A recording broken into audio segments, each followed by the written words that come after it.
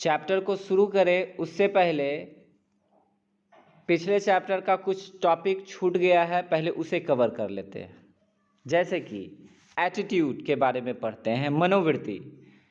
मनोवृत्ति शब्द लैटिन भाषा के एप्टस शब्द से उत्पन्न है, जिसका अर्थ है योग्यता या सुविधा। मनोविज्ञान में अभिवृत्ति का महत्वपूर्ण स्थान है। अभिवृत्ति को अनुभव किया जाता है, इसका संबंध अनुकूल या प्रतिकूल प्रभाव से है। यह एक मानसिक दशा है। मनोवृत्ति एटीट्यूड एक मानसिक दशा है जो सामाजिक व्यवहार की अभिव्यक्ति करने में विशेष भूमिका प्रस्तुत करती है। मनोवृत्ति की परिभाषाएं। Definition of attitude. विद्वानों ने मनोवृत्ति की परिभाषाएं इस प्रकार दी हैं। ऑलपट के द्वारा कहा गया है, मनोवृत्ति प्रत्युत्तर देने की वह मानसिक व स्नायुविक तत्परता से संबंधित अवस्था है जो अनुभव द्वारा संगठित होती है तथा जिसके व्यवहार पर निर्देशात्मक तथा ज्ञानात्मक का प्रभाव पड़ता है। सीकार्ड एवं बैकमैन ने कहा है एटीट्यूड के विषय में, अपने वातावरण के पक्षों के कुछ प्रति व्यक्ति के नियमित भाव, विचार और कार्य करने की वृत्ति को अभिवृत्ति कहा जाता है। सीकार्ड एवं बैकमैन कहते हैं, अपने वातावरण के पक्षों के कुछ प्रति व्यक्ति के नियमित भाव, विचार और कार्य करने की वृत्ति की अभिवृत्ति कहलाती है। कार्य करने की वृत्ति की अभिवृत्ति कहलाती है। जेम्स ड्रेवर ने कहा है, मनोवृत्ति रुचि या उद्देश्य एक अस्थायी प्रवृत्ति है जिसमें एक विशेष प्रकार के अनुभव की आशा और एक उचित प्रतिक्रिया की तैयारी निहित होती है। आइजैक ने कहा है, मनोवृत्ति किसी वस्तु या समूह के संबंध में प्रत्यक्षात्मक बाह्य उत्तेजनाओं की उपस्थिति में व्यक्ति की स्थिति तथा उसकी तत्परता है। न्यूकाम्ब ने कहा है, एक व्यक्ति की मनोवृत्ति किसी वस्तु की ओर कार्य करने का, सोचने का तथा अनुभव करने का उसका पूर्ण विन्यास है। बोगार्ट्स ने कहा है, मनोवृत्ति कार्य करने की प्रवृत्ति है जो कि वातावरण से संबंधित तत्वों की ओर होती है या उसके विरुद्ध होती है, जिसके कारण यह एक सकारात्मक मूल्य की ओर जाती है।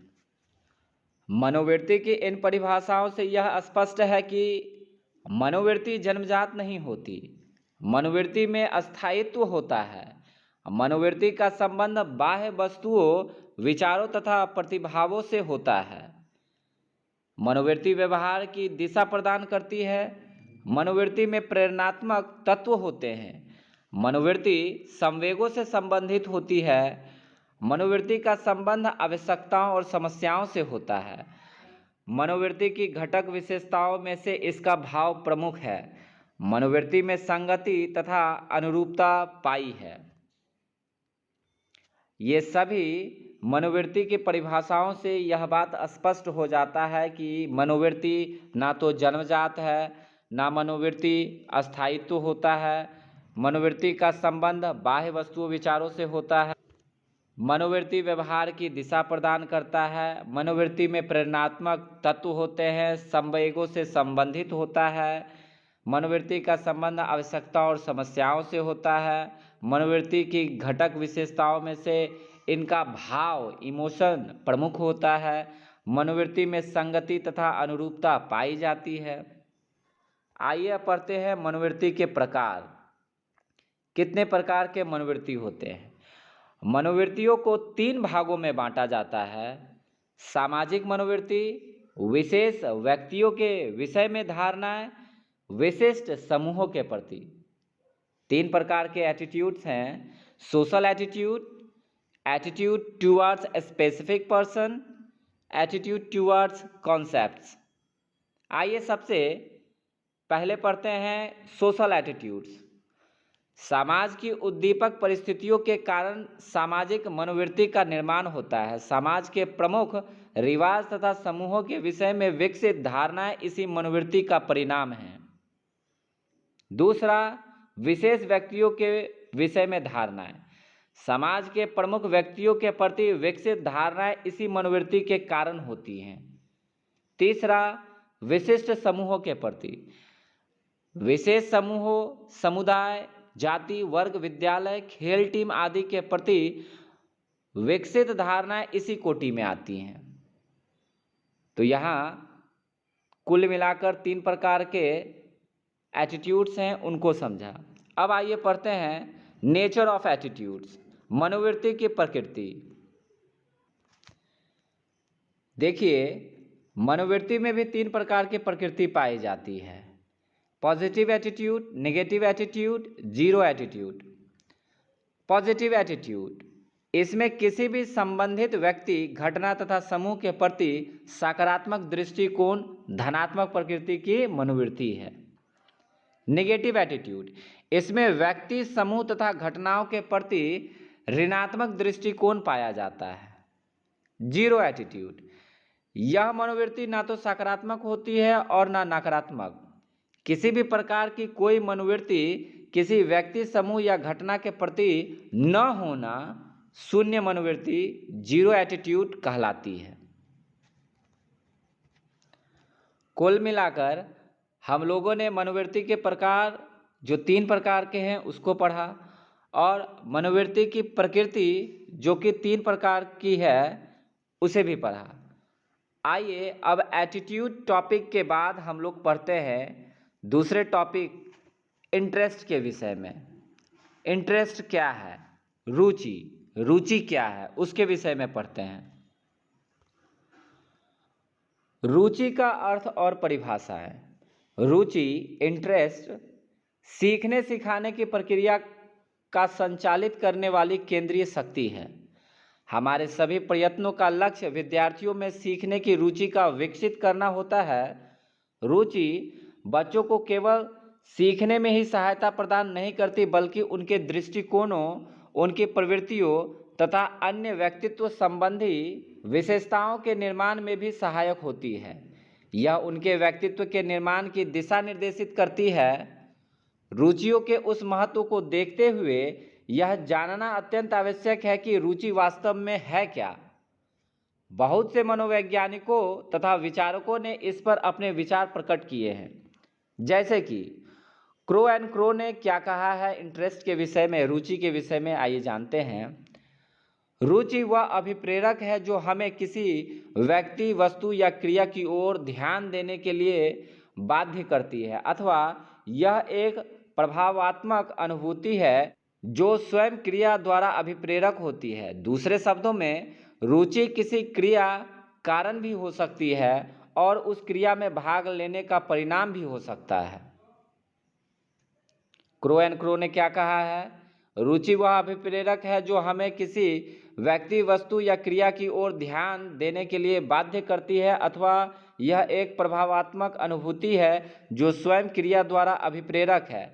दूसरे शब्दों में, रुचि किसी क्रिया कारण भी हो सकती है और उस क्रिया में भाग लेने का परिणाम भी हो सकता है। रॉस ने क्या कहा है इंटरेस्ट के विषय में, जो वस्तु हमारे साथ अत्यधिक संबंधित होती है उसके प्रति हमारी रुचि होती है। रॉस ने कहा है जो वस्तु हमारे साथ अत्यधिक संबंधित होती है उसके प्रति हमारी रुचि होती है। भाटिया ने क्या कहा है, रुचि का अर्थ है कि फर्क डालना। हम उन वस्तुओं में रुचि लेते हैं जो हम में कुछ फर्क डालती हैं तथा जो हमारी अपनी होती है। बीएन झा ने क्या कहा है, रुचि वह स्थिर मानसिक संस्थान है जो कार्य चालू रखकर ध्यान बराबर बनाए रखता है। बीएन झा ने कहा है, रुचि वह स्थिर मानसिक संस्थान है जो कार्य चालू रखकर ध्यान बराबर बनाए रखता है।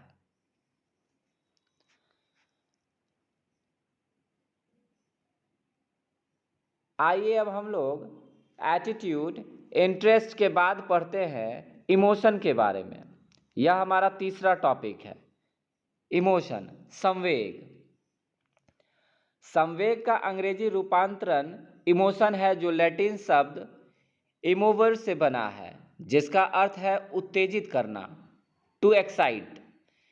इन शाब्दिक अर्थ को देखते हुए कह सकते हैं कि संवेग में व्यक्ति की उत्तेजित अवस्था का दूसरा नाम है।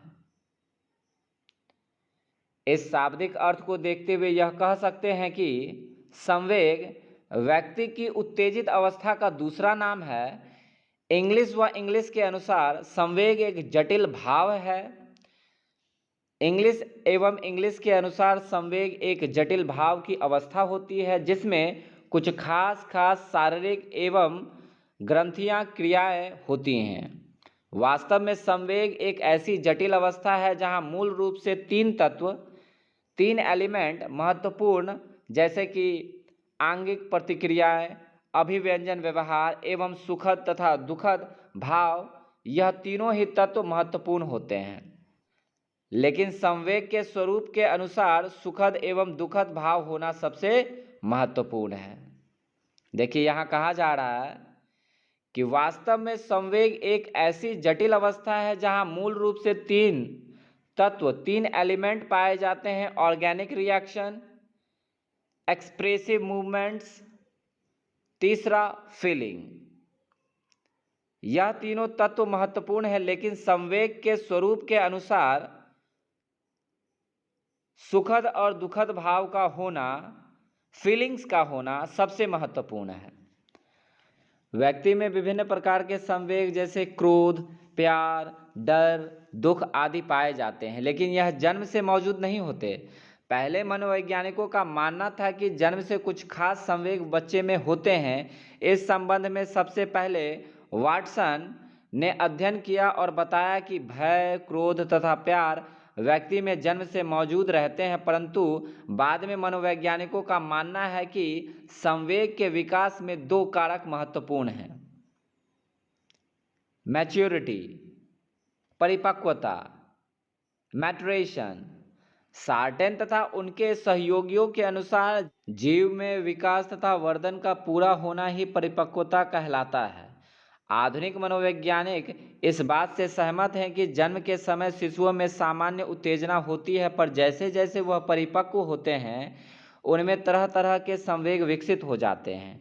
इस संबंध में सबसे पहला अध्ययन महिला वैज्ञानिक ब्रिजेज ने किया। ब्रिजेज के अनुसार 3 महीने से लेकर 2 साल की अवस्था तक बच्चों में करीब करीब सभी महत्वपूर्ण संवेग विकसित हो जाते हैं। गोडेनफ ने जन्म से अंधे और बहरे बच्चों के संवेग का अध्ययन कर निष्कर्ष निकाला कि परिपक्वता द्वारा ही संवेग का विकास होता है। एटीट्यूड, इंटरेस्ट और संवेग के बाद आइए हम लोग पढ़ते हैं सेंटिमेंट्स के बारे में, भावुकता के बारे में, भाव के बारे में, कल्पना के बारे में। अस्थाई भाव का अर्थ व परिभाषा। Meaning and definition of sentiments. McDougall के अनुसार व्यक्ति अनेक मूल प्रवृत्तियां लेकर संसार में आता है। इन मूल प्रवृत्तियों का संबंध विभिन्न प्रकार के संवेगों से होता है। ये संवेग ही अस्थाई भाव का निर्माण करते हैं। उदाहरण स्वरूप, माँ में अपने बच्चों के प्रति दया, गर्व, आनंद, सहानुभूति, वात्सल्य आदि के संवेग होते हैं। इन्हीं संवेगों के फलस्वरूप उसमें प्रेम के अस्थाई भाव का निर्माण होता है। अस्थाई भाव व्यक्ति के अतिरिक्त किसी वस्तु, आदर्श, विचार, स्थान आदि के प्रति भी होता है। जैसे बालक में अपने खिलौने के प्रति प्रेम का अस्थाई भाव, चरित्रवान व्यक्ति में श्रेष्ठ आदर्शों या विचारों के प्रति सम्मान का अस्थाई भाव, भारतीय में स्वदेश प्रेम का अस्थाई भाव। इस प्रकार हम कह सकते हैं कि अस्थाई भाव किसी व्यक्ति, वस्तु, विचार, आदर्श, स्थान आदि के प्रति संवेगों का अर्जित और अस्थाई रूप है। अस्थाई भाव के अर्थ को और अधिक स्पष्ट करने के लिए हम कुछ परिभाषाएं दे रहे हैं। जैसे कि रोस ने क्या कहा, अस्थाई भाव मानसिक ढांचे में अर्जित प्रवृत्तियों का संगठन है। रैक्स व नाइट ने क्या कहा, अस्थाई भाव किसी वस्तु या व्यक्ति के प्रति अर्जित या ऐसी प्रवृत्तियों का संगठन है। वैलेंटाइन ने कहा, अस्थाई भाव किसी वस्तु या व्यक्ति के प्रति संवेदनात्मक प्रवृत्तियों और भावनाओं का बहुत कुछ अस्थाई और संगठित स्वरूप है। नन ने कहा, अस्थाई भाव भावना की एकाकी दशा नहीं है, वरन भावनाओं का संगठन है जो किसी विषय वस्तु के संबंध में संगठित होती है और जिनमें अस्थायित्व की पर्याप्त मात्रा होती है।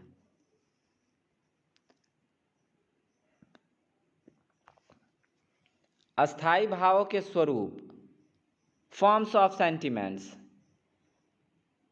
एक, साधारण अस्थाई भाव, सिंपल सेंटिमेंट्स। इस अस्थाई भाव में किसी के प्रति केवल एक भावना या संवेग होता है, जैसे बालिका में अपनी गुड़ियों के प्रति प्रेम का अस्थाई भाव या बालक में कठोर शिक्षक के प्रति भय का अस्थाई भाव। दो, जटिल अस्थाई भाव, कॉम्प्लेक्स सेंटिमेंट। इस अस्थाई भाव में एक से अधिक भावनाएं या संवेग होते हैं, जैसे बालक में कठोर शिक्षक के प्रति घृणा का अस्थाई भाव होता है। यदि शिक्षक उसे छोटी छोटी बातों पर दंड देता है तो उसे शिक्षक पर क्रोध आता है। धीरे धीरे उसे शिक्षक से अरुचि हो जाती है। संभवतः वह उससे प्रतिशोध लेने की भावना भी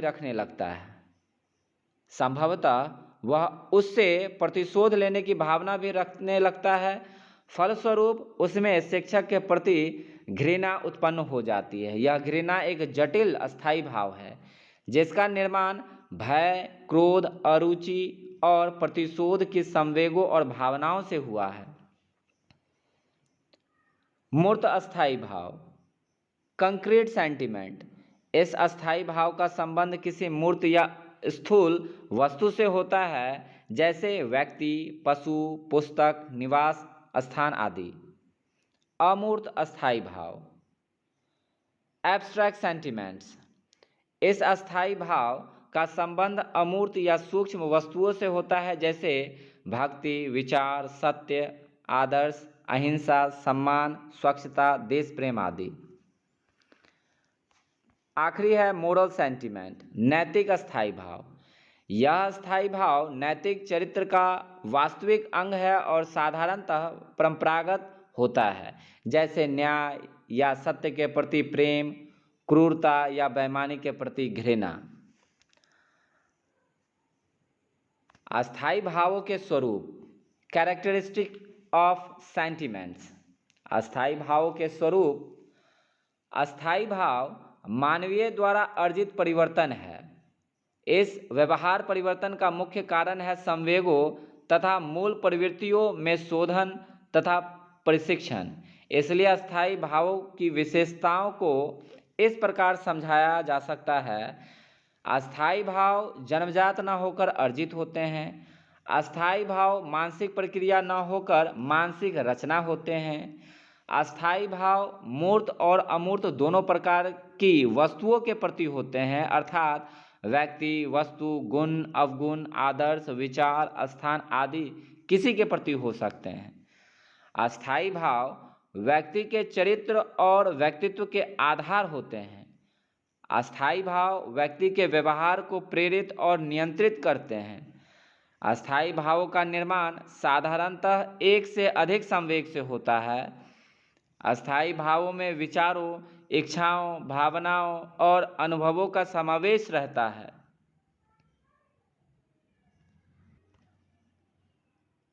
जलोटा के अनुसार अस्थाई भाव मानसिक रचना का अंग होने के कारण हम में सदैव विद्यमान रहता है।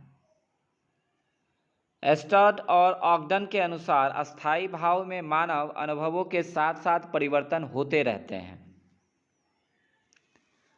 अस्थाई भावों का शिक्षा में महत्व, importance of sentiments in education. शिक्षा में अस्थाई भावों के महत्व का वर्णन करते हुए स्टर्ट तथा ऑगडन ने लिखा है, अस्थाई भाव हमारे जीवन में अत्यधिक महत्वपूर्ण कार्य करते हैं। वे मानसिक और संवेदनात्मक संगठन की इकाइयां हैं एवं तुलनात्मक रूप से अस्थाई होते हैं। अतः शैक्षिक दृष्टिकोण से अस्थाई भाव बहुत महत्वपूर्ण है। शैक्षिक दृष्टिकोण से महत्वपूर्ण होने के कारण बालकों में अच्छे सेंटिमेंट्स का निर्माण करना शिक्षक का प्रथम कर्तव्य हो जाता है। वह ऐसा किस प्रकार कर सकता है और इससे बालकों को क्या लाभ हो सकता है, इस पर हम नीचे की पंक्तियों में समझाने का प्रयास कर रहे हैं। शिक्षक बालकों को अपने देश के महान वीरों की कहानी सुनाकर अपने देश प्रेम के स्थायी भाव का निर्माण कर सकता है। शिक्षक बालकों में नैतिक अस्थायी भावों का विकास करके उनमें नैतिक गुणों का विकास कर सकता है और इस प्रकार उनके नैतिक उत्थान में योग दे सकता है। शिक्षक बालकों में घृणा के अस्थायी भाव को प्रबल बनाकर उनमें हिंसा, असत्य, बेईमानी आदि दुर्गुणों से संघर्ष करने की क्षमता उत्पन्न कर सकता है। शिक्षक बालकों में प्रेम का स्थायी भाव उत्पन्न करके उनकी खेल, कविता, संगीत, साहित्य आदि में विशेष रुचि जागृत कर सकता है। इस प्रकार वह उनके व्यक्तित्व के विकास में सहायता दे सकता है। रॉस के अनुसार शिक्षक बालकों में आत्मसम्मान का स्थायी भाव विकसित करके उनके मानसिक जीवन का एकता प्रदान कर सकता है। दोबारा रॉस के अनुसार कहा जा रहा है, अस्थायी भाव आदर्शों का निर्माण करके चरित्र के निर्माण में सहायता देते हैं। अतः शिक्षक को बालकों में उत्तम अस्थायी भावों का निर्माण करना चाहिए। मैकडूगल के अनुसार आत्मसम्मान का अस्थायी भाव चरित्र है और नैतिक अस्थायी भावों में सर्वश्रेष्ठ है। अतः शिक्षक को बालकों में इस अस्थायी भाव को पूर्ण रूप से विकसित करना चाहिए। शिक्षकों को बालकों में अच्छे अस्थायी भावों का निर्माण करने के लिए अग्रलिखित कार्य करने चाहिए। उच्च आदर्शों और लक्ष्यों के प्रति प्रेरणा देना, महान व्यक्तियों के विचारों और आदर्शों से परिचित कराना, प्रसिद्ध वैज्ञानिक, श्रेष्ठ साहित्यकारों आदि की जीवनियाँ सुनाना, कार्य और सिद्धांत के उत्तम उदाहरण प्रस्तुत करना। अतः अंत में हम यह कह सकते हैं, स्टर्ट व ऑगडन के शब्दों में, इस बात की ओर ध्यान देना शिक्षा का एक महत्वपूर्ण कार्य होना चाहिए कि बालक द्वारा जिन अस्थायी भावों का निर्माण किया जाए वे समाज की आवश्यकता के अनुकूल हो। अस्थायी भावों को विकसित करना शिक्षा का एक प्रमुख कार्य है। इनसे नई पीढ़ी में भविष्य के प्रति आदर्शों का निर्माण होता है। मानसिक बोध तथा संवेगों के संगठन से अस्थायी भावों का विकास संभव है। छोटा छोटा कुछ बेसिक टॉपिक था जो पहले पार्ट में छूट गया था, जैसे कि एटीट्यूड, इंटरेस्ट, इमोशन, सेंटिमेंट्स, जैसे कि इन सभी टॉपिक के बाद अब आइए हम लोग मेन टॉपिक की ओर आगे बढ़ते हैं।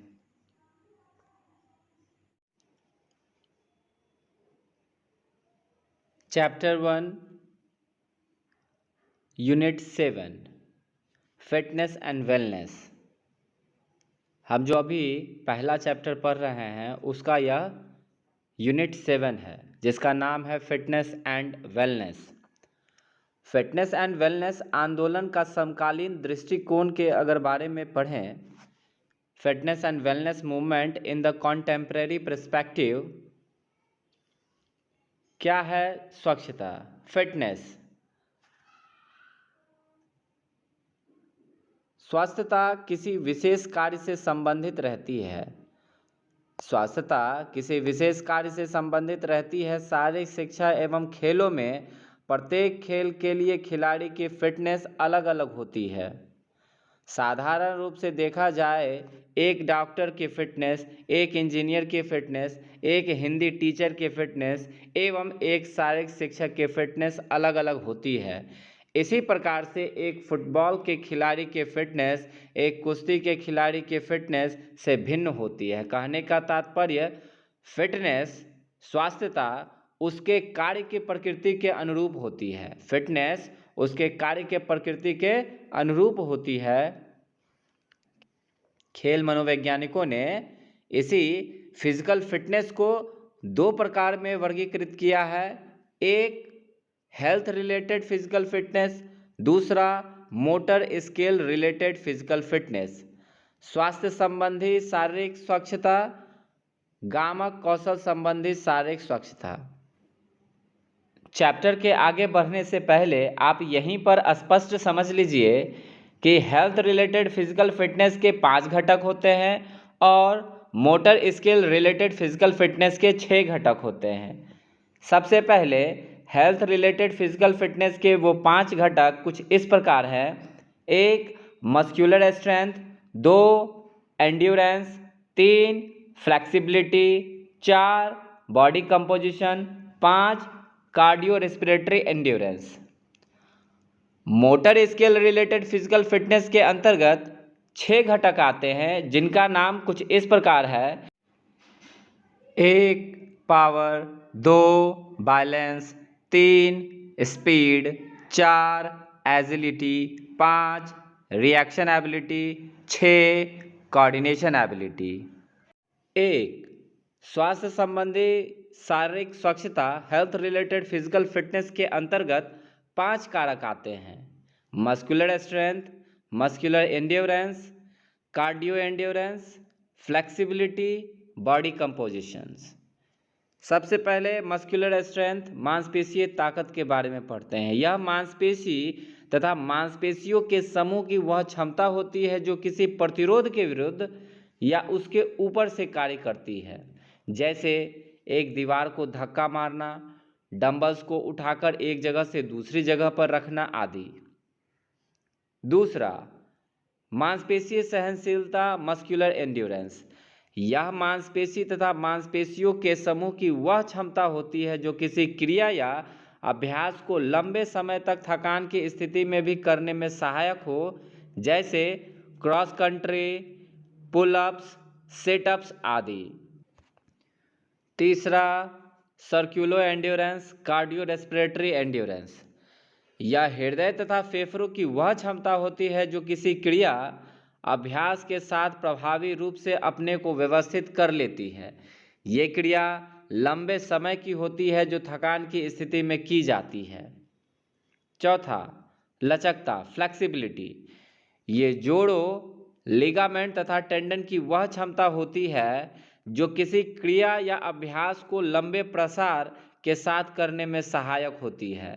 इसमें लिगामेंट तथा मांसपेशियों की स्ट्रेचेबिलिटी तथा इलास्टिसिटी, जॉइंट की मोबिलिटी तथा मांसपेशियों के सप्लेसनेस विकसित करती है। 5 body composition freedom from obesity. इससे तात्पर्य शरीर में उपलब्ध वसा, मांसपेशी तथा हड्डियों की मात्रा से है। तो कुल मिलाकर हम हेल्थ रिलेटेड फिजिकल फिटनेस में स्ट्रेंथ, एंड्योरेंस, सर्कुलो एंड्योरेंस, फ्लेक्सिबिलिटी और बॉडी कंपोजिशन के बारे में पढ़ते हैं। हेल्थ रिलेटेड फिजिकल फिटनेस के अंतर्गत सिर्फ और सिर्फ 5 कारक आते हैं। आइए अब पढ़ते हैं 2 motor skill related physical fitness. इससे तात्पर्य शारीरिक स्वच्छता फिजिकल फिटनेस के साथ साथ आधार गति, बेसिक मूवमेंट करने की क्षमता। इसके अंतर्गत वे शारीरिक स्वच्छता के कारक आते हैं जो किसी कौशल को करने में मददगार होते हैं। इसके 9 कारक हैं। 9 कारकों में से पहले 5 कारक हेल्थ रिलेटेड फिजिकल फिटनेस स्वास्थ्य संबंधी शारीरिक स्वच्छता के ही होते हैं और अन्य 4 कारक निम्नलिखित हैं। हालांकि 4 कारक, यहाँ पे 6 कारक के बारे में बताया गया है, उसको ध्यान से समझिए। 1 स्पीड, चाल। नंबर 6 जिसको बताया जा रहा है, यह स्पीड का संबंध 2 प्रकार से है। यहाँ स्पीड का संबंध 2 प्रकार से है। एक, निर्धारित दूरी को कम से कम समय में पूरी करना, चाल बराबर दूरी बटे समय। दूसरा, किसी क्रिया को कम से कम समय में पूरा करना, चाल बराबर कार्य बटे समय, जिसकी यूनिट जूल बटे सेकंड है।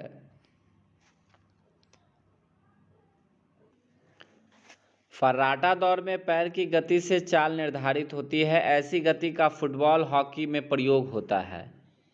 एक व्यक्ति में स्पीड के साथ ताकत का होना आवश्यक है। इसको छोटी दौड़ों से मापा जाता है, जैसे 50 यार्ड डैश आदि।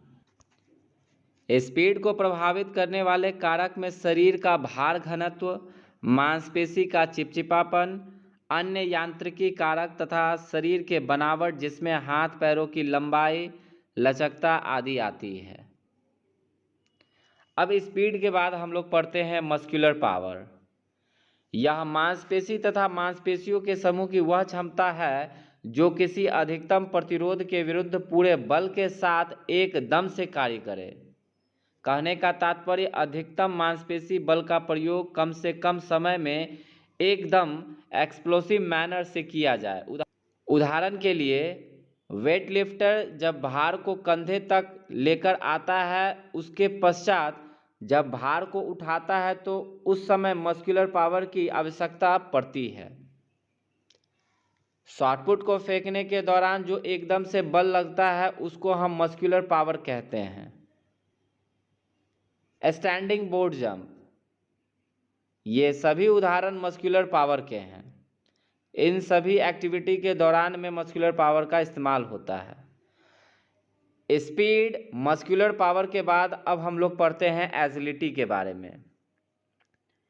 ये शरीर की वह क्षमता है जो कम से कम समय में अपनी दिशा व अपनी स्थिति बदलने में सहायक हो, जैसे कि उदाहरण के लिए shuttle run, dodging run. Agility के बाद बैलेंस के बारे में पढ़ते हैं। संतुलन, यह शरीर की वह क्षमता है जो रुकी हुई या चली हुई स्थिति में अपना संतुलन बनाए रखे, उसे हम बैलेंस कहते हैं। कोऑर्डिनेशन, यह नाड़ीय तंत्र और शारीरिक इंद्रियों की वह क्रियात्मक क्षमता है जो किसी क्रिया को करते वक्त शरीर के अंगों का आपस में तालमेल बनाए रखे। प्रतिक्रियात्मक समय, रिएक्शन एबिलिटी, यह शरीर की वह क्षमता होती है जो किसी संकेत, सिग्नल मिलने पर कम से कम समय में गति करे। तो यहाँ कुल मिलाकर हम लोगों ने motor skill related physical fitness के अंतर्गत पढ़ा speed, muscular power, agility, balance, coordination, reaction ability. शारीरिक क्षमता वह क्षमता होती है जो किसी भी शारीरिक कार्य या अभ्यास को किसी भी वातावरण में बिना थके आसानी से व प्रभावी रूप से कर सके। शारीरिक क्षमता के लिए व्यक्ति में ताकत, सहनशीलता, चाल, लचकता, शरीर के विभिन्न अंगों में सामंजस्य आदि कारकों का समावेश होना चाहिए। शारीरिक क्षमता को विशेषज्ञों द्वारा दो भागों में वर्गीकृत किया गया है, जो कि है स्वास्थ्य संबंधित शारीरिक क्षमता, दूसरा गामक कौशल संबंधित शारीरिक क्षमता। आइए सबसे पहले पढ़ते हैं हेल्थ रिलेटेड फिजिकल फिटनेस के बारे में। इसके अंतर्गत निम्नलिखित कारक आते हैं जो व्यक्ति की स्वास्थ्य संबंधित क्षमता के घोतक हैं। हालांकि आप पहले ही इसके विषय में पढ़ चुके हैं, फिर से पढ़िए। मांसपेशीय ताकत, मस्कुलर स्ट्रेंथ, सभी शारीरिक प्रदर्शन चाहे वह जीवन से संबंधित हो या खेल से, दोनों के लिए एक आवश्यक तत्व है मांसपेशीय ताकत। जैसे कि chin ups, pull ups, pushups, hanging, pulling, pushing, lifting. इसके अलावा कई उपकरणों का भी प्रयोग किया जाता है, जैसे डायनमोमीटर, मैनियोमीटर, केबल मेथड। इन सभी में मांसपेशीय ताकत की आवश्यकता पड़ती है। दूसरा, मसल एंड्योरेंस, मांसपेशीय सहनशीलता।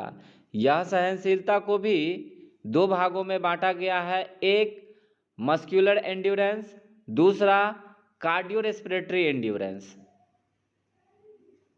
मस्कुलर एंड्योरेंस यह मांसपेशीय या मांसपेशीय समूह की वह क्षमता है जो किसी क्रिया अभ्यास को लंबे समय तक थकान की स्थिति में करती है।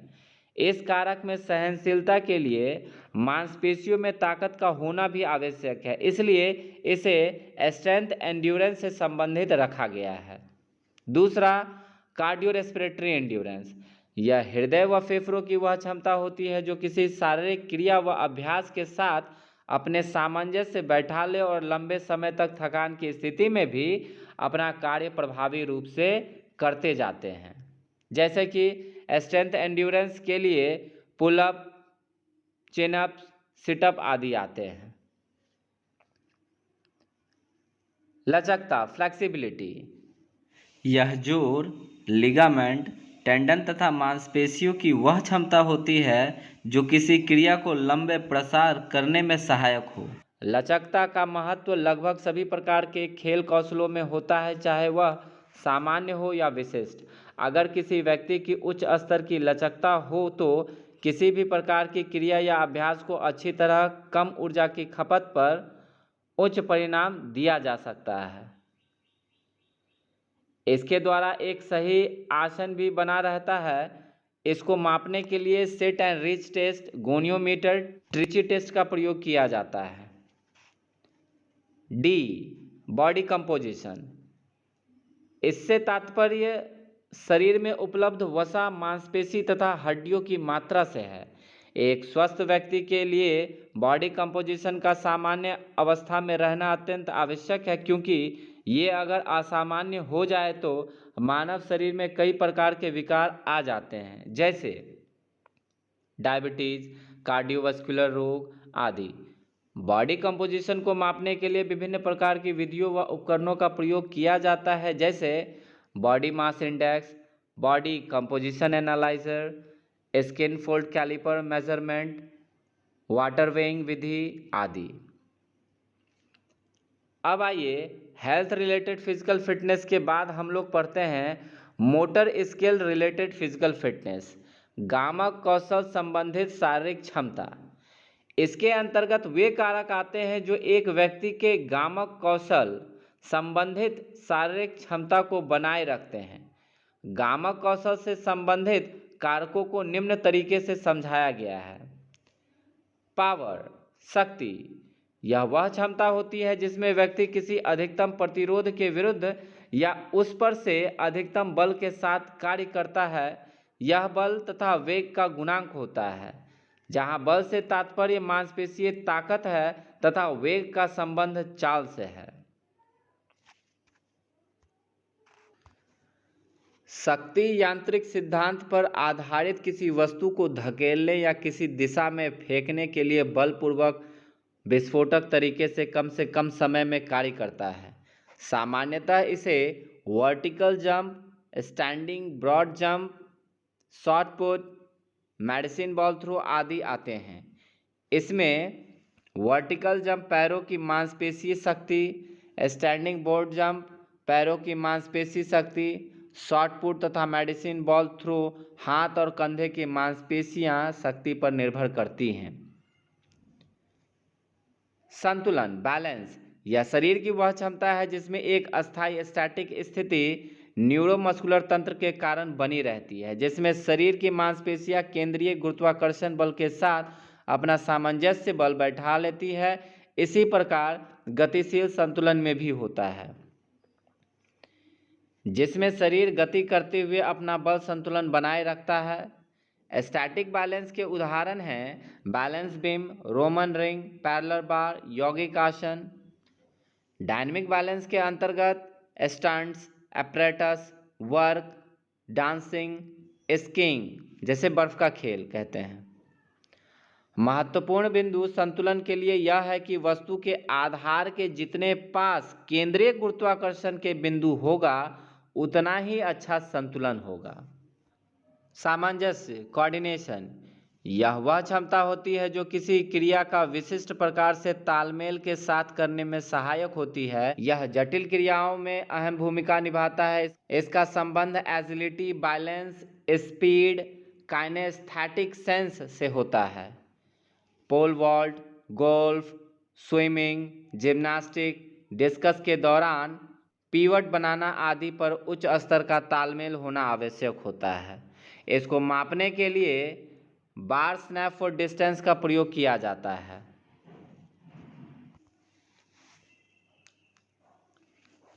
Hand eye coordination, foot eye coordination. किसी भी खेल को सीखना व उसका प्रदर्शन करने के लिए यह एक महत्वपूर्ण भूमिका निभाता है। बिना इसके किसी भी कौशल को सही तरीके से नहीं किया जा सकता। इसके कारण निम्नलिखित गुण एक व्यक्ति में होते हैं: गहरी सोच, लय, सीखने के दौरान दूरदृष्टि, चपलता, आराम, कई क्रियाएं जैसे हिट करना, किक करना, बॉल को बैट से मारना, कैच करना, फील्डिंग करना, फेंकना आदि इसके अंतर्गत आते हैं। स्पीड, यहाँ स्पीड का संबंध दो प्रकार से है। निर्धारित दूरी को कम से कम समय में पूरा करना, मतलब कि चाल बराबर दूरी बटा समय। दूसरा, किसी क्रिया को कम से कम समय में पूरा करना, चाल बराबर कार्य बटे समय, जिसका यूनिट जूल बटे सेकेंड है। फर्राटा दौड़ में पैर की गति से चाल निर्धारित होती है। ऐसी गति का फुटबॉल, हॉकी में प्रयोग होता है। एक व्यक्ति में स्पीड के साथ ताकत का होना आवश्यक है। इसको छोटी दौड़ों से मापा जाता है, जैसे कि 50 या डैश आदि से। स्पीड को प्रभावित करने वाले कारक में शरीर का भार घनत्व, मांसपेशी का चिपचिपापन, अन्य यांत्रिकी कारक तथा शरीर के बनावट, जिसमें हाथ पैरों की लंबाई, लचकता आदि आती है। एजिलिटी, चपलता, यह शरीर व शरीर के अंगों की वह क्षमता है जो कम से कम समय में अपनी दिशा व दशा प्रभावी रूप से कम समय में बदलने में सहायक होती है। कई खेलों में इसका प्रयोग होता है, जैसे जिम्नास्टिक, कबड्डी, खो खो आदि। इसको मापने के लिए dodge run, obstacle run, zigzag run, side step आदि टेस्ट होते हैं। एंड्योरेंस, सहनशीलता, सहन शक्ति, यह सहनशीलता को दो भागों में बांटा गया है। एक मस्क्यूलर एंड्योरेंस, दूसरा cardio respiratory endurance. Muscular endurance, यह मांसपेशियां या मांसपेशीय समूह की वह क्षमता है जो किसी क्रिया अभ्यास को लंबे समय तक थकान की स्थिति में करती है। इस कारक में सहनशीलता के लिए मांसपेशियों में ताकत का होना भी आवश्यक है, इसलिए इसे स्ट्रेंथ एंड्योरेंस से संबंधित रखा गया है। कार्डियो रेस्पिरेटरी एंड्योरेंस, यह फेफड़े व हृदय की वह क्षमता होती है जो किसी शारीरिक क्रिया व अभ्यास के साथ अपने सामंजस्य बैठा ले और लंबे समय तक थकान की स्थिति में भी अपना कार्य प्रभावी रूप से करते जाते रहे। स्ट्रेंथ एंड्योरेंस के लिए पुलअप्स, चिनअप्स, सिटअप्स आदि आते हैं। शारीरिक क्षमता से संबंधित तंत्र, system related to physical fitness, शारीरिक क्षमता को बनाए रखना शरीर के कई तंत्रों की क्रियाशीलताओं पर निर्भर भी करता है। यह तंत्र निम्नलिखित हैं, जैसे कि कंकाल तंत्र, मांसपेशीय तंत्र, रक्त परिसंचरण तंत्र, श्वसन तंत्र, तंत्रिका तंत्र। फिटनेस, फिटनेस फिजिकल फिटनेस का एक अंग है। इसका संबंध किसी निश्चित कार्य की प्रकृति से संबंधित रहता है। जैसे एक डॉक्टर और फौजी की फिटनेस अलग अलग होती है, उसी प्रकार एक कुश्ती के खिलाड़ी और फुटबॉल के खिलाड़ी की फिटनेस अलग अलग होती है।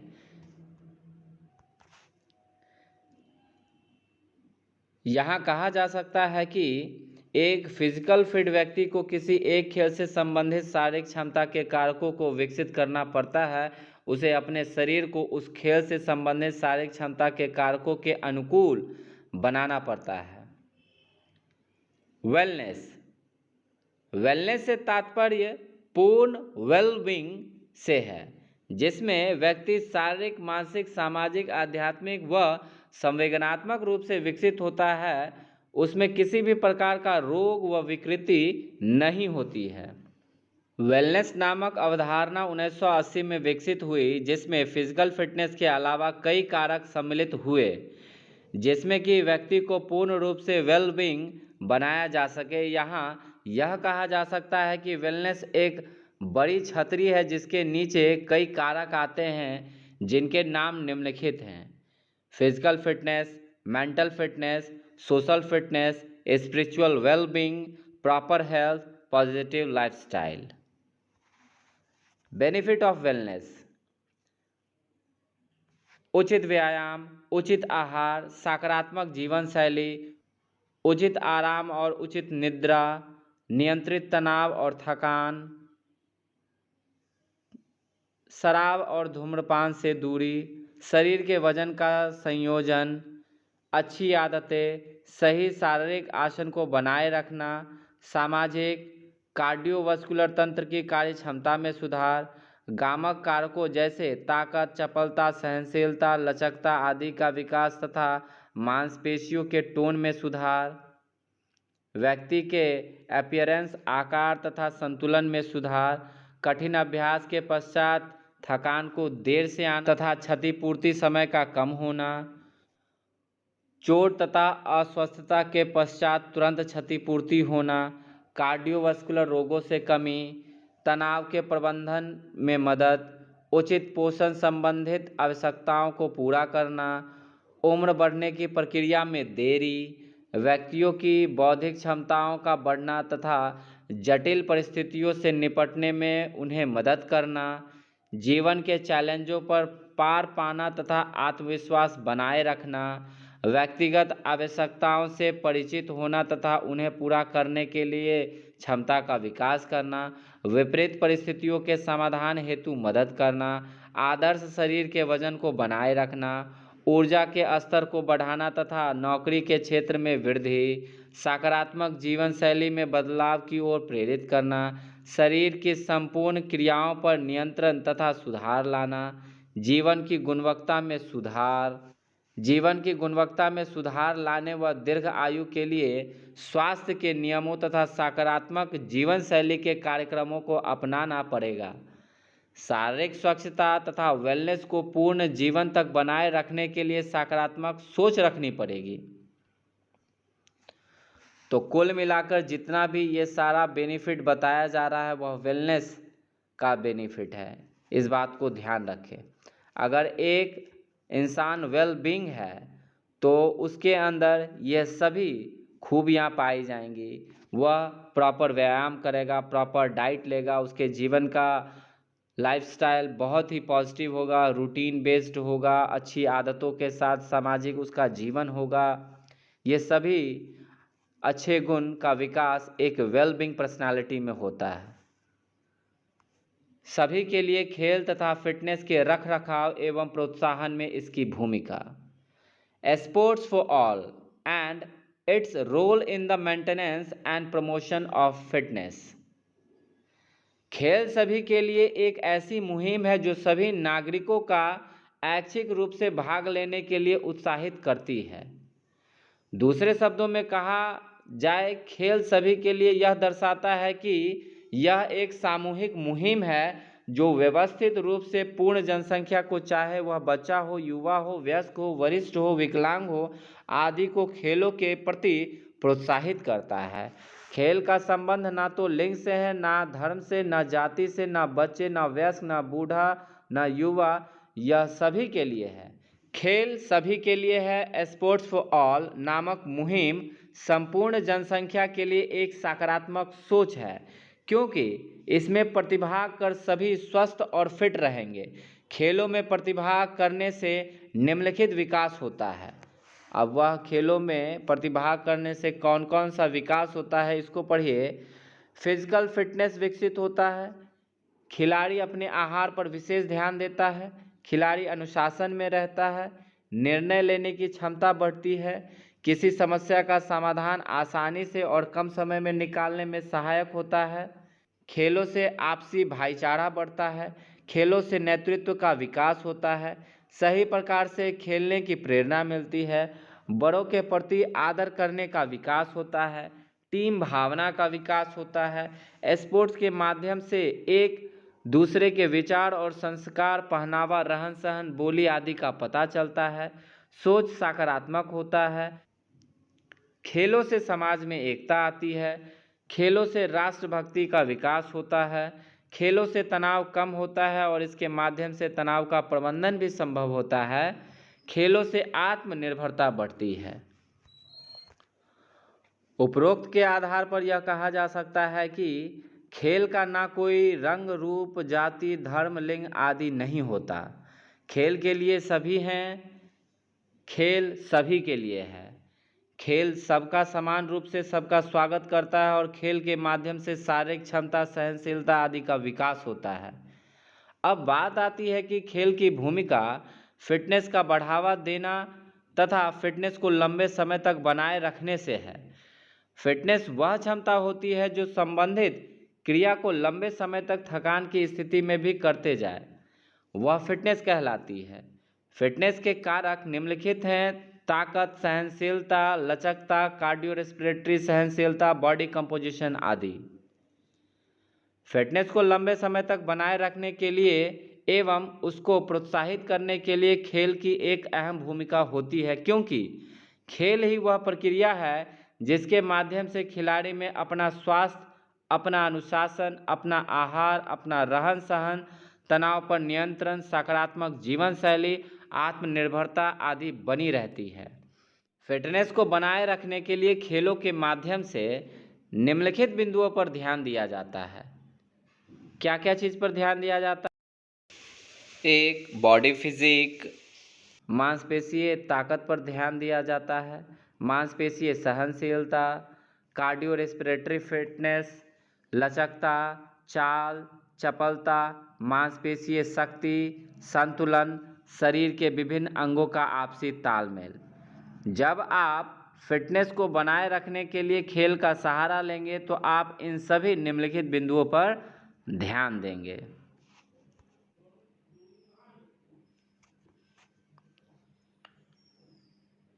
आइए इस चैप्टर को शुरू करते हैं। यूनान का इतिहास, हिस्ट्री ऑफ ग्रीस। शिक्षा एवं शारीरिक शिक्षा के दृष्टिकोण से पुरातन यूनानियों ने इतिहास को 4 भागों में विभक्त किया है, जो निम्नलिखित हैं। शारीरिक शिक्षा के दृष्टिकोण से पुरातन यूनानियों ने इतिहास को 4 भागों में विभक्त किया है, जो इस प्रकार हैं। 1, होमर काल, दूसरा स्पार्टा काल, तीसरा पूर्व एथेंस काल, चौथा उत्तर एथेंस काल। सबसे पहले होमर काल। इस काल में लोगों का मुख्य पेशा कृषि व पशुपालन था। होमर एक नेत्रहीन कवि था। उसने 2 महाकाव्य इलियड तथा ओडिसी लिखे थे।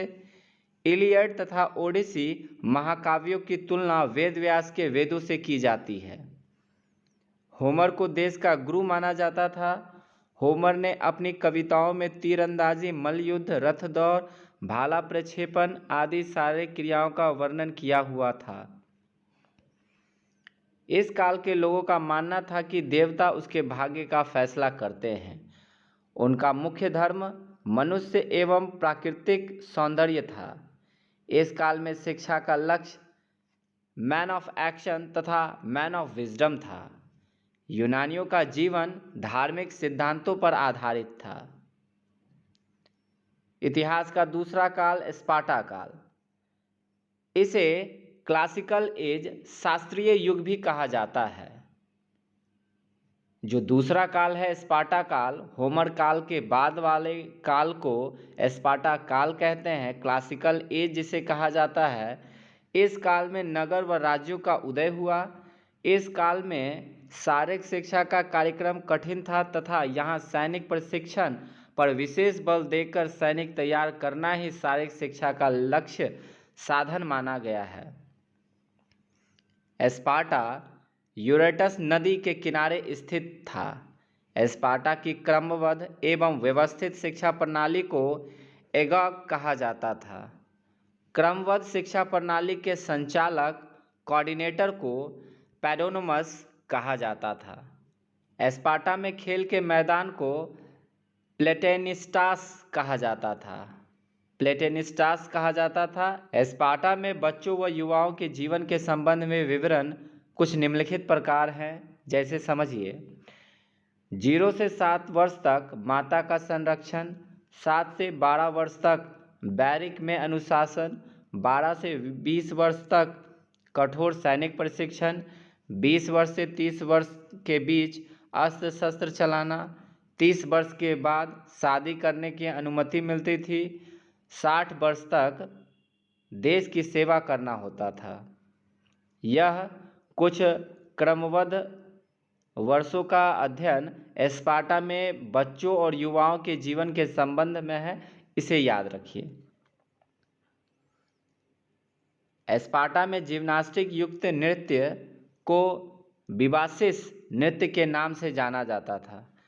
धार्मिक नृत्य को हारेमस और कैसआर्टिस के नाम से जाना जाता था तथा सैनिकों के नृत्य को पापीहिक नृत्य के नाम से जाना जाता था। स्पार्टा में यवन वंशजों या युवाओं को नगर सैनिक कहा जाता था। शिशु के जन्म के समय राज्य के अधिकारी उसके स्वास्थ्य की जांच करते थे। यदि शिशु को स्वस्थ पाते तो वे उसे जीने का अधिकार दे दिया करते थे और यदि वह अस्वस्थ, अपंग या दुर्बल होता था तो शिशु को टाइगेटस नामक पर्वत से फेंकवा दिया जाता था। राजा की सहायता के लिए दो सभाएं होती थी, ब्यूल, एगोरा। ब्यूल सामंतों की सभा को ब्यूल कहते हैं और अगोरा स्वतंत्र नागरिकों की सभा को कहते हैं। शारीरिक शिक्षा का लक्ष्य एक अच्छा फौजी तैयार करना था। इस काल के लोग होमर काल के लोगों से घृणा करते थे। स्पार्टा काल के लोग होमर काल के लोगों से घृणा करते थे। इस काल में शिक्षा का मुख्य उद्देश्य मैन ऑफ एक्शन था। उनके जीवन के उद्देश्यों के आधार पर कुश्ती खेल ज़्यादा प्रचलित था। स्त्रियों की शिक्षा पुरुषों की शिक्षा के समान थी। 20 वर्ष की आयु तक स्त्रियां खुलेआम शारीरिक क्रियाओं का प्रदर्शन करती थी। इस काल में नायक पूजन की प्रथा प्रबल रूप से प्रचलित थी। सिकंदर महान के सैन्य दल में अधिकांश स्पार्टा के ही युवा सैनिक थे। यूनान के इतिहास को जो 4 कालों में बांटा गया उसका यह तीसरा काल है। पहला होमर, दूसरा स्पार्टा, तीसरा पूर्व एथेंस काल। एथेंस को पहले आक्टे या आक्टिके के नाम से जाना जाता था।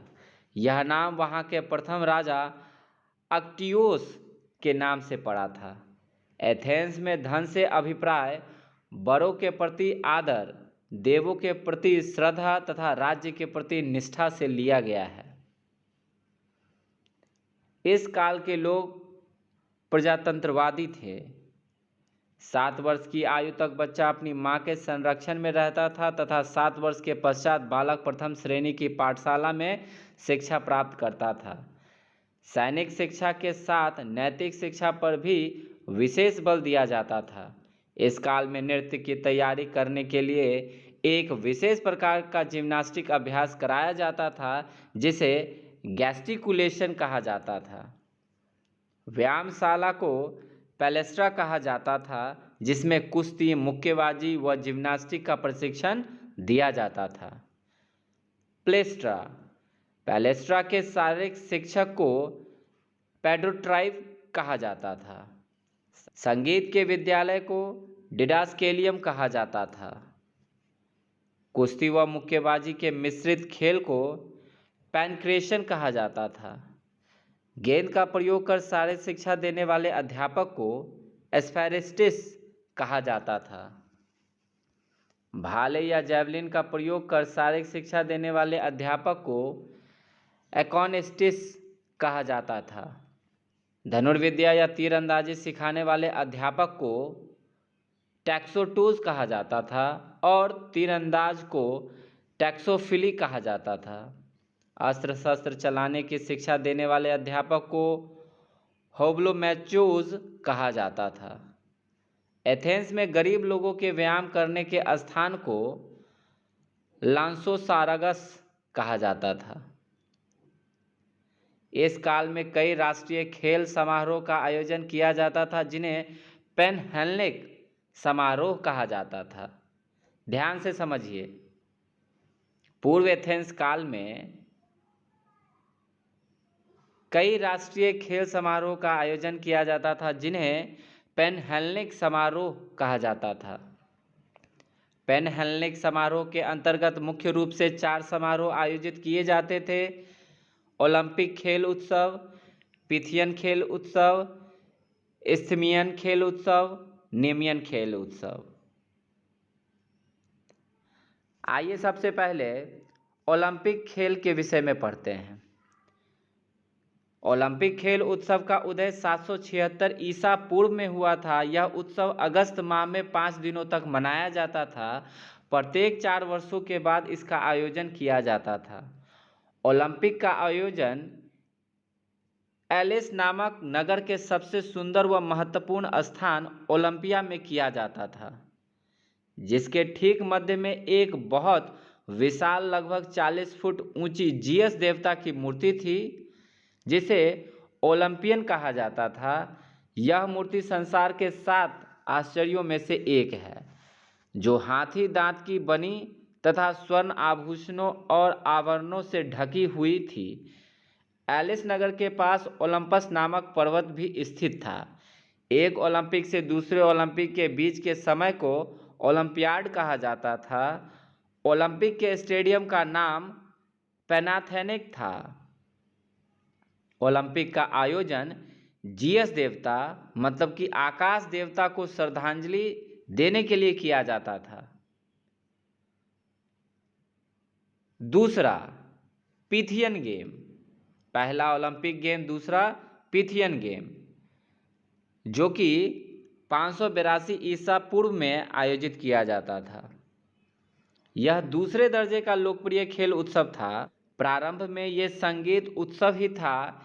इसे अपोलो देवता मतलब कि सूर्य देवता को श्रद्धांजलि देने हेतु आयोजित किया जाता था। बाद में इसमें खेल क्रियाओं को भी जोड़ा गया। यह उत्सव ओलंपिक आयोजन के बाद तीसरे वर्ष में डेल्फी पर्वत के मैदान पर आयोजित किया जाता था। इस समारोह का मुख्य आकर्षण रथ और घुड़दौड़ थी। यहाँ याद रखना है कि ओलंपिक खेल जो कि जीएस देवता के सम्मान में किया जाता था। जीएस देवता मतलब कि आकाश के देवता।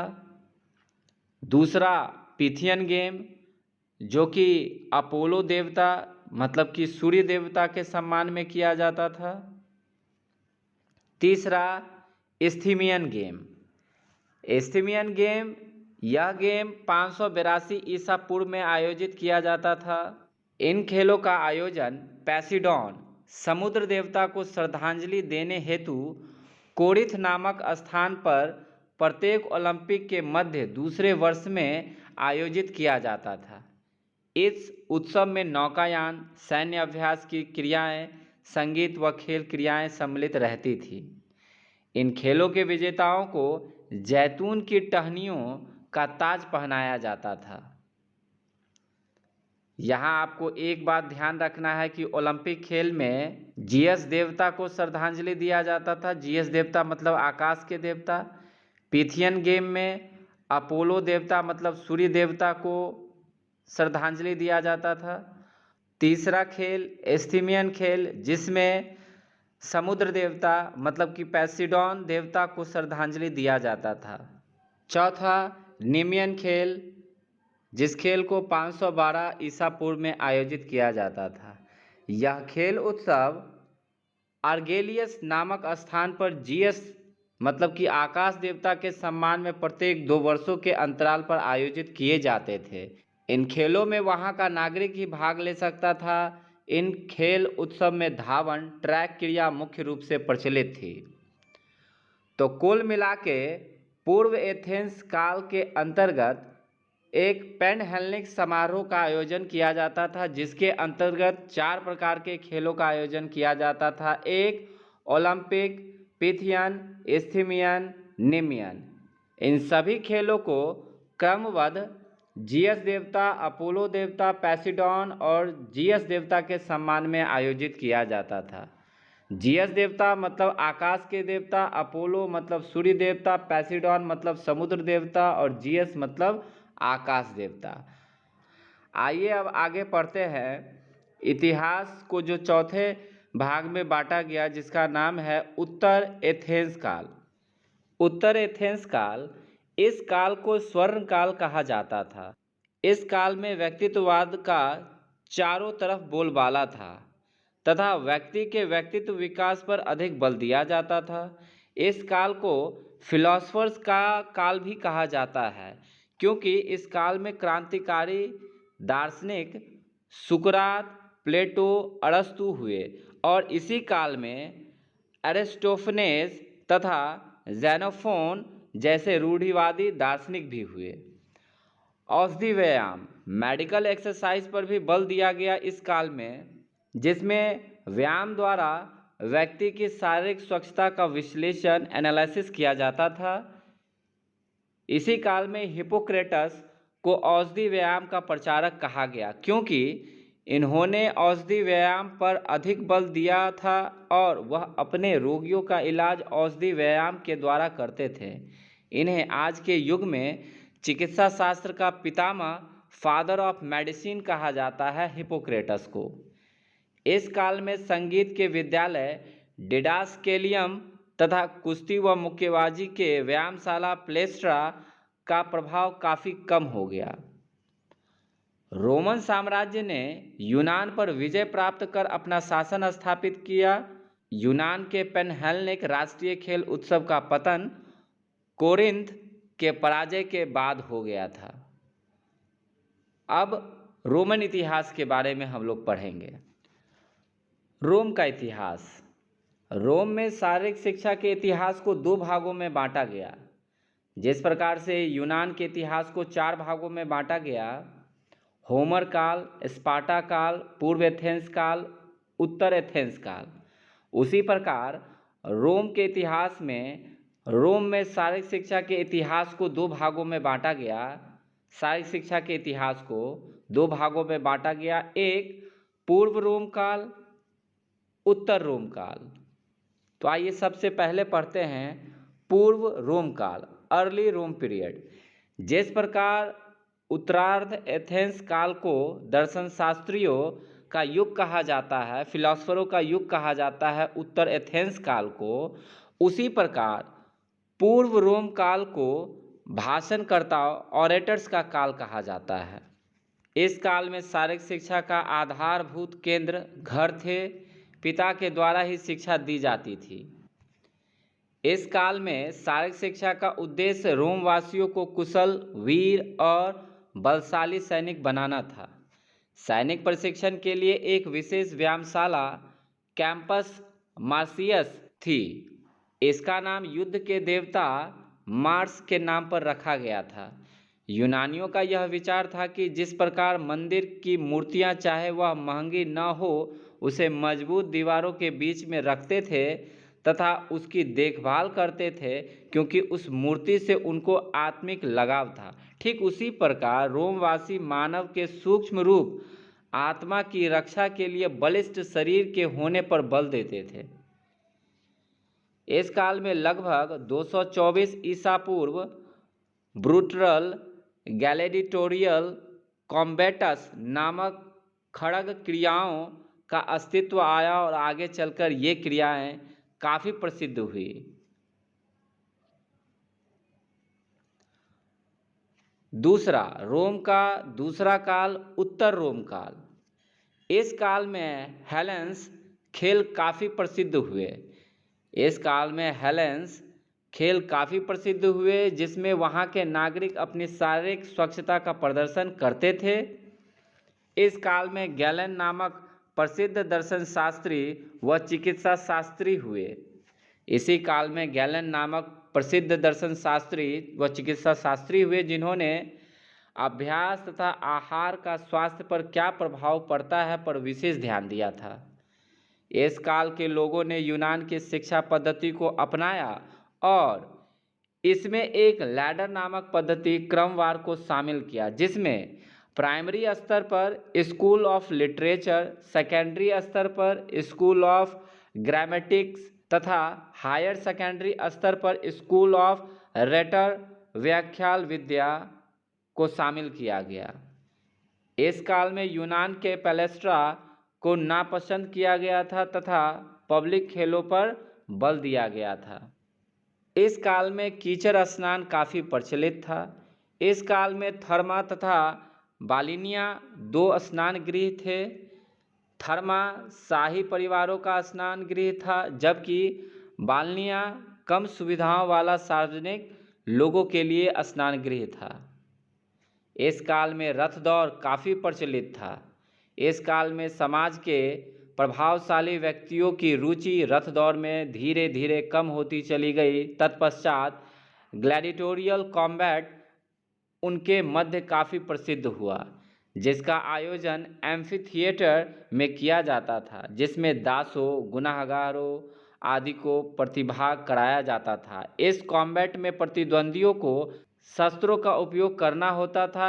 इस द्वंद्वात्मक खेल में पशु और मनुष्य दोनों ही भाग ले सकते थे।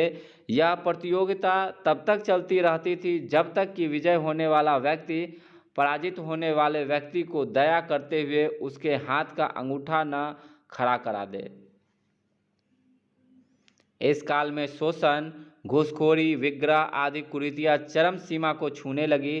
शारीरिक शिक्षा केवल सैनिकों तथा व्यवसायियों तक सीमित रह गई। कोलोजियम रोम के मध्य इटली में स्थापित था। कोलोजियम, जिसे फ्लेविन एम्फी थिएटर के नाम से भी जाना जाता था, यह पत्थर तथा कंक्रीट का बना हुआ था। यह रोमन साम्राज्य का सबसे बड़ा एम्फी थिएटर था। वर्तमान में भी यह विश्व का सबसे बड़ा एम्फी थिएटर है।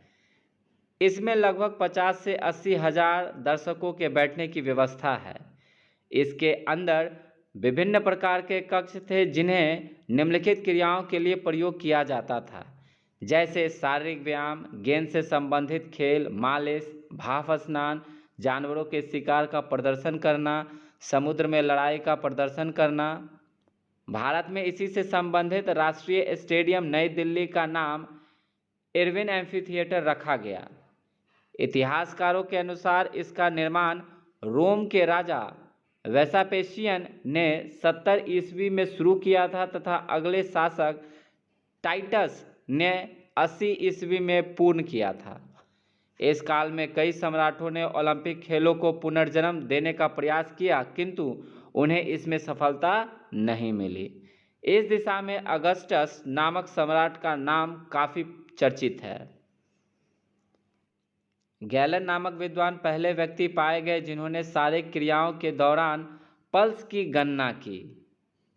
इसलिए गैलन ने विभिन्न शारीरिक अंगों पर शोध किया तथा इन शारीरिक क्रियाओं को 3 भागों में बांटा: पेशितान विकसित करने वाला व्यायाम, लंबी दूरी वाले दुरंतगामी व्यायाम, कठोर परिश्रम वाले व्यायाम।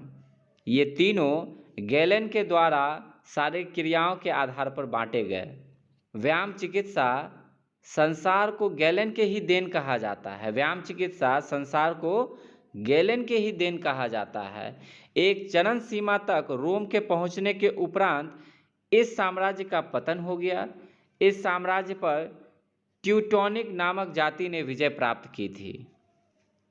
अब इस इतिहास के खत्म होने के बाद, रोम इतिहास के खत्म होने के बाद, अब हम लोग दूसरे देश जर्मनी का इतिहास पढ़ेंगे। आइए अब शुरू करते हैं जर्मनी का इतिहास। जर्मनी यूरोप के ठीक मध्य में स्थित है, इसलिए जर्मनी के इतिहास का शारीरिक शिक्षा पर काफ़ी प्रभाव रहा। जर्मनी के इतिहास को विशेषज्ञों ने 4 भागों में बांटा है। आपने इससे पहले जिस प्रकार से पढ़ा है कि यूनान के इतिहास को 4 भागों में बांटा गया है: 1 होमर काल, स्पार्टा काल, पूर्व एथेंस काल, उत्तर एथेंस काल। और पूर्व एथेंस काल में ही एक समारोह मनाया जाता था जिसको हम लोग पेनहेलेनिक समारोह के नाम से जानते हैं, जिसमें कि ओलंपिक, पिथियन, एस्थीमियन और नीमियन गेमों का आयोजन करवाया जाता था। उसके बाद के क्रम में रोम का इतिहास। रोम के इतिहास को 2 भागों में बांटा गया: पूर्व रोम का इतिहास और उत्तर रोम का इतिहास। ठीक, अब यहाँ जर्मनी के विषय में पढ़ेंगे कि जर्मनी के इतिहास को विशेषज्ञों ने 4 भागों में बांटा है। 18वीं से 19वीं शताब्दी के मध्य का काल, 19वीं शताब्दी के मध्य से नाजी काल तक।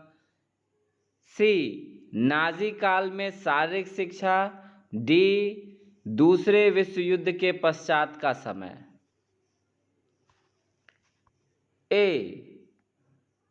18वीं से 19वीं शताब्दी के मध्य का काल, इस काल को इतिहास के विशेषज्ञों द्वारा 4 भागों में बांटा गया है। पहले ही इतिहास को 4 भागों में बांटा गया है, लेकिन यहाँ पर जो ए पढ़ रहे हैं 18वीं शताब्दी से 19वीं शताब्दी के मध्य के काल के विषय में, तो उस काल को भी इतिहासकारों ने मतलब कि विशेषज्ञों ने 4 भागों में बांटा है अध्ययन की सुविधा के लिए। एक, जॉन बर्नार्ड बेसोडो, जिनका काल 1713 से 1790 के बीच का था। इनको याद रखिए कि आधुनिक शारीरिक शिक्षा का पितामह भी कहा जाता है। दूसरा, जॉन क्रिस्टोफर फ्रेडरिक गट्समट्स, इनको जिम्नास्टिक का पितामह कहा जाता है। 3, फ्रेडरिक लुडविग जॉन, शारीरिक शिक्षा को जर्मनी के राष्ट्रीय एकता के रूप में इस्तेमाल करने के लिए इनका नाम काफ़ी प्रचलित हुआ। चौथा, एडोल्फ स्पीज। यहाँ एक बात समझिए, कुल मिलाकर जो यह 150 सालों के बीच का इतिहास है, जिनको 4 भागों में बांटकर पढ़ाया जा रहा है, उनमें सबसे पहला नाम आता है जॉन बर्नार्ड बेसोडो का, जिनका काल लगभग देखिए ऊपर में 1713 से 1790 दे रहा है और नीचे में 1723 से 1790 दे रहा है। तो इस चीज़ को हमेशा याद रखिए कि लगभग इसके पास था। जॉन बर्नार्ड बेसोडो को जर्मनी में आधुनिक शारीरिक शिक्षा का पितामह कहा जाता है। जर्मनी में आने से पहले बर्नार्ड डेनमार्क में शिक्षक थे। डेनमार्क से बेसोडो ने शारीरिक शिक्षा से संबंधित अपने तजुर्बों को जर्मनी के शारीरिक शिक्षा में डाला। बेसोडो द्वारा शारीरिक शिक्षा के विकास में निम्नलिखित कार्य किए गए। 1774 में डेसाह नामक स्थान पर प्रकृतिवादी पाठशाला खोली गई, जिनका नाम फिलैंथ्रोपिनम रखा गया था। फिलैंथ्रोपिनम की नींव रूसो की विचारधारा पर रखी गई। जॉन साइमन फिलैंथ्रोपिनम के प्रथम शारीरिक शिक्षक थे, जो विद्यार्थियों को जिम्नास्टिक, मनोरंजन तथा शारीरिक क्रियाओं में व्यस्त रखते थे। जिम्नास्टिक, मनोरंजन, शारीरिक क्रियाओं में व्यस्त रखने का काम जो सबसे पहले शारीरिक शिक्षक थे जॉन साइमन ने किया जर्मनी में। 1785 में क्रिश्चियन गोथिफ साल्जमैन, जिनका कालक्रम था 1744 से 1811, उनके विषय में कहा जा रहा है कि क्रिश्चियन गोथिफ साल्जमैन ने शारीरिक क्रियाओं एवं जिम्नास्टिक व्यायाम के लिए स्नेपनथाल शिक्षा विद्यालय की स्थापना की। यह साल्जमैन बेसोडो के विद्यालय फिलैंथ्रोपिनम में शिक्षक रह चुके थे। साल्जमैन के विद्यालय में क्रिश्चियन कार्ल आंद्रे शारीरिक शिक्षक थे, जो शारीरिक क्रियाओं का प्रशिक्षण भी दिया करते थे। जॉन क्रिस्टोफर फ्रेडरिक गट्समट्स, इनका कालक्रम 1759 से 1839 था। गट्समट्स को जर्मनी जिम्नास्टिक का पितामह माना जाता है। लगभग 1786 में गट्समट्स ने साल्जमैन के विद्यालय में क्रिश्चियन कार्ल आंद्रे के स्थान पर शारीरिक शिक्षा के प्रशिक्षक के रूप में कार्यभार संभाला और लगभग 50 वर्षों तक कार्य किया। गट्समट्स ने रस्से वाली सीढ़ियों पर चढ़ना, तैराकी, कुश्ती तथा संतुलन संबंधित कुछ क्रियाओं का आविष्कार किया तथा इन्होंने अपने शारीरिक शिक्षा कार्यक्रम में लंबी दूरी तक पैदल चलने को शारीरिक प्रशिक्षण का अच्छा साधन बताया। गट्समट्स ने 2 पुस्तकें लिखी, पहली जिम्नास्टिक फॉर द यंग तथा दूसरी खेल। जिम्नास्टिक फॉर द यंग नामक पुस्तक 2 भागों में प्रकाशित हुई, जिसका प्रथम भाग व्यायाम के प्रभाव तथा उद्देश्यों से संबंधित था और द्वितीय भाग धावन, प्रक्षेपण, कूदना, रस्से पर चढ़ना, चलना, नृत्य, कुश्ती, तैराकी तथा सैनिक व्यायामों की व्याख्या से संबंधित था। खेल नामक पुस्तक में लगभग 105 मनोरंजन खेलों का विस्तार पूर्वक वर्णन किया गया है। फ्रेडरिक लुडविग जॉन, जिनका कालक्रम 1778 से लेकर 1852 तक था, शारीरिक शिक्षा को जर्मनी में राष्ट्रीय एकता के साधन के रूप में प्रचलित करने वाला प्रथम व्यक्ति लुडविग जॉन था। शारीरिक शिक्षा के क्षेत्र में फ्रेडरिक लुडविग जॉन की उपलब्धियां निम्नलिखित हैं। 1810 में लुडविग जॉन बर्लिन में लड़कों के स्कूल प्लामान तथा ग्रीव-क्लोस्टर में अध्यापन का कार्य करते थे। 1811 में एक निश्चित योजना के अनुसार लुडविग जॉन ने आयताकार क्षेत्र का प्रयोग कर व्यायाम का क्षेत्र बनाया, जिसे टर्न प्लाज का नाम दिया गया। टर्न प्लाज का अर्थ व्यायामशाला होता है।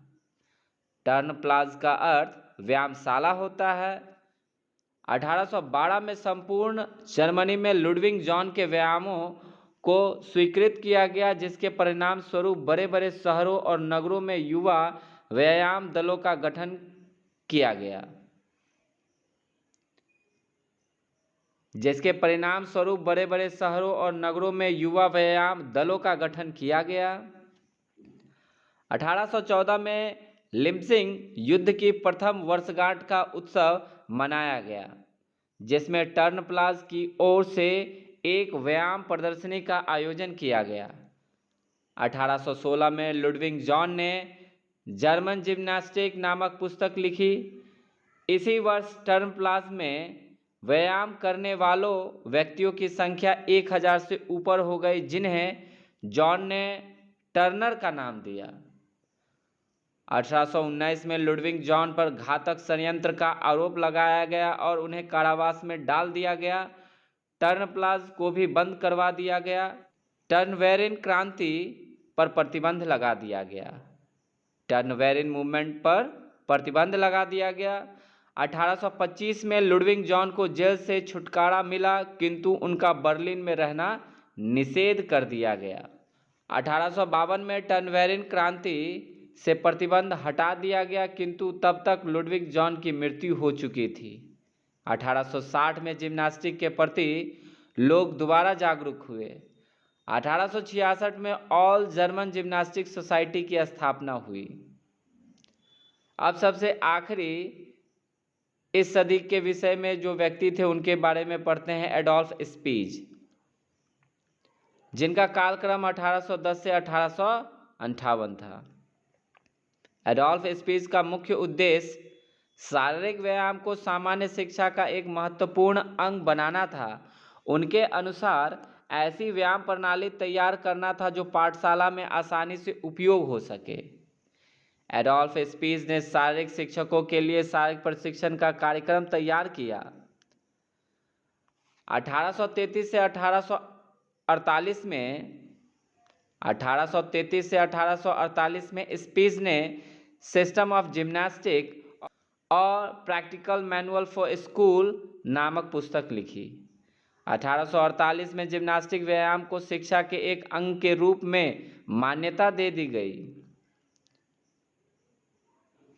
अब हम लोग शुरू करते हैं जर्मनी को जो 4 भागों में बांटा गया था, अब उसके दूसरे भाग में। पहले भाग में हम लोगों ने पढ़ा 18वीं शताब्दी से लेकर 19वीं शताब्दी के मध्य के काल के बारे में। अब हम लोग पढ़ने वाले हैं 19वीं शताब्दी के मध्य से लेकर नाजी काल तक के विषय में। बी, 19वीं शताब्दी के मध्य से नाजी काल तक। 1851 में बर्लिन के Royal Central Institute of Gymnastic की स्थापना हुई। Von Rothstein Royal Central Institute of Gymnastic के प्रथम निदेशक थे, जो पूर्व में एक फौजी आर्मी ऑफिसर थे, जिन्हें जर्मन सरकार ने स्वीडन की लिंग स्वीडिश व्यायाम को royal Central Institute of gymnastic में शुरू करने की जिम्मेदारी दी थी। इस संस्था में सैनिकों व शारीरिक शिक्षकों को एक साथ प्रशिक्षण दिया जाता था। 1860 में जिम्नास्टिक को प्राथमिक और हाई स्कूलों में लागू किया गया, जिसके लिए प्रूसिया को जिम्मेदारी सौंपी गई। 1862 में जिम्नास्टिक को समस्त बच्चों के लिए अनिवार्य कर दिया गया। डी कार्ल डाइम के अथक प्रयासों में शारीरिक शिक्षा को जर्मनी में एक ऊंचाई मिली और इन्हें जर्मनी में 1936 ओलंपिक खेलों का निर्देशक बनाया गया। इन्हीं ने मशाल दौड़ का प्रचलन शुरू किया था। 1836 ओलंपिक खेलों का निर्देशक डी कार्ल डाइम को ही बनाया गया, जो कि 1936 ओलंपिक में मशाल दौड़ का प्रचलन शुरू किए थे। कहा जाता है कि इन्हीं के प्रयासों से 1976 मॉन्ट्रियल ओलंपिक में जर्मनी ने तीसरा स्थान प्राप्त किया था। आइए अब पढ़ते हैं सी, नाजी काल में शारीरिक शिक्षा, जिसका कालक्रम था 1919 से लेकर 1945 तक। प्रथम विश्व युद्ध 1914 से 1919 के उपरांत नाजी पार्टी ने शासन की बागडोर संभाली, जिसने अपने आदर्शों के आधार पर शिक्षा तथा शारीरिक शिक्षा को नया आकार दिया। इस काल का संबंध नाजी पार्टी से है, जिसका नियंत्रण एडोल्फ हिटलर द्वारा किया गया। इस पार्टी को national socialist German workers party के नाम से भी जाना जाता है। हिटलर ने सितंबर 1919 में नाजी पार्टी की सदस्यता ग्रहण की। पहले इस पार्टी को जर्मन वर्कर्स पार्टी के नाम से जाना जाता था। इस पार्टी ने 30 जनवरी 1933 से लेकर द्वितीय विश्व युद्ध के वर्ष 1945 तक शासन किया। सन 1931 में एडोल्फ हिटलर ने वॉन्टेसिमर और ऑस्टेम नामक सैनिक अफसरों को खेलों का कमीशन बनाया। 1933 में खाली समय के सदुपयोग के लिए क्राफ्ट डंच फ्रीड नामक संस्था को खोला। 30 जनवरी 1933 में जर्मनी के राष्ट्रपति पॉल वॉन हिंडनबर्ग ने एडोल्फ हिटलर को चांसलर की शपथ दिलाई। 2 अगस्त 1934 में हिंडनबर्ग की मृत्यु हो गई, जिसके पश्चात हिटलर ने संपूर्ण जर्मनी पर तानाशाह के रूप में शासन शुरू कर दिया था और राष्ट्रपति की शक्तियों को भी चांसलर में मिला दिया। हिटलर के ही शासनकाल में 1936 में बर्लिन, जर्मनी की जो कि राजधानी है, में पहली बार ओलंपिक खेल का आयोजन किया गया। नाजी काल जब सत्ता में आया था, तब उन्होंने शारीरिक शिक्षा को सरकार के अधीन कर दिया। 1938 में इस शारीरिक शिक्षा संस्था का कार्यभार जर्मन लिबरल फ्रंट के अधीन आ गया। खेलों में 5 स्पर्धाओं में प्रवीणता पर रिच स्पोर्ट्स मेडल दिया जाता था। नाजी पार्टी ने 1933 में हिटलर यूथ नामक संस्था बनाई। प्रारंभ में लगभग 30% युवा इसके सदस्य थे और 1939 में लगभग 80% युवाओं ने हिटलर यूथ संस्था की सदस्यता ग्रहण कर ली थी।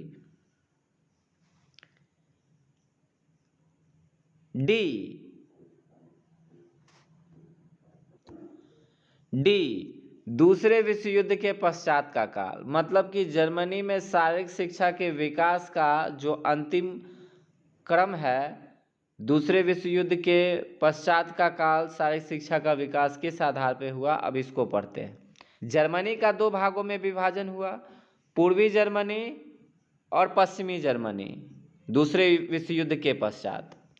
तो पूर्वी जर्मनी अपने आदर्शों पर चलने वाला था और पश्चिमी जर्मनी अमेरिका और यूरोप देशों के आदर्शों पर चलने वाला था। पूर्वी जर्मनी में शारीरिक शिक्षा का प्रबंधन अच्छा था और यहाँ यह एक आवश्यक विषय भी था। प्रत्येक व्यक्ति को सप्ताह में 1 बार व्यायाम करना पड़ता था। सन 1947 में कार्ल डाइम के द्वारा एकेडमी ऑफ फिजिकल एजुकेशन की स्थापना की गई। यह स्थापना कोलोन नामक स्थान पर की गई थी। ये हो गया अंतिम चरण। जैसा कि अध्ययन की सुविधा की दृष्टि से जर्मनी के इतिहास को 4 भागों में बांटकर समझाया गया।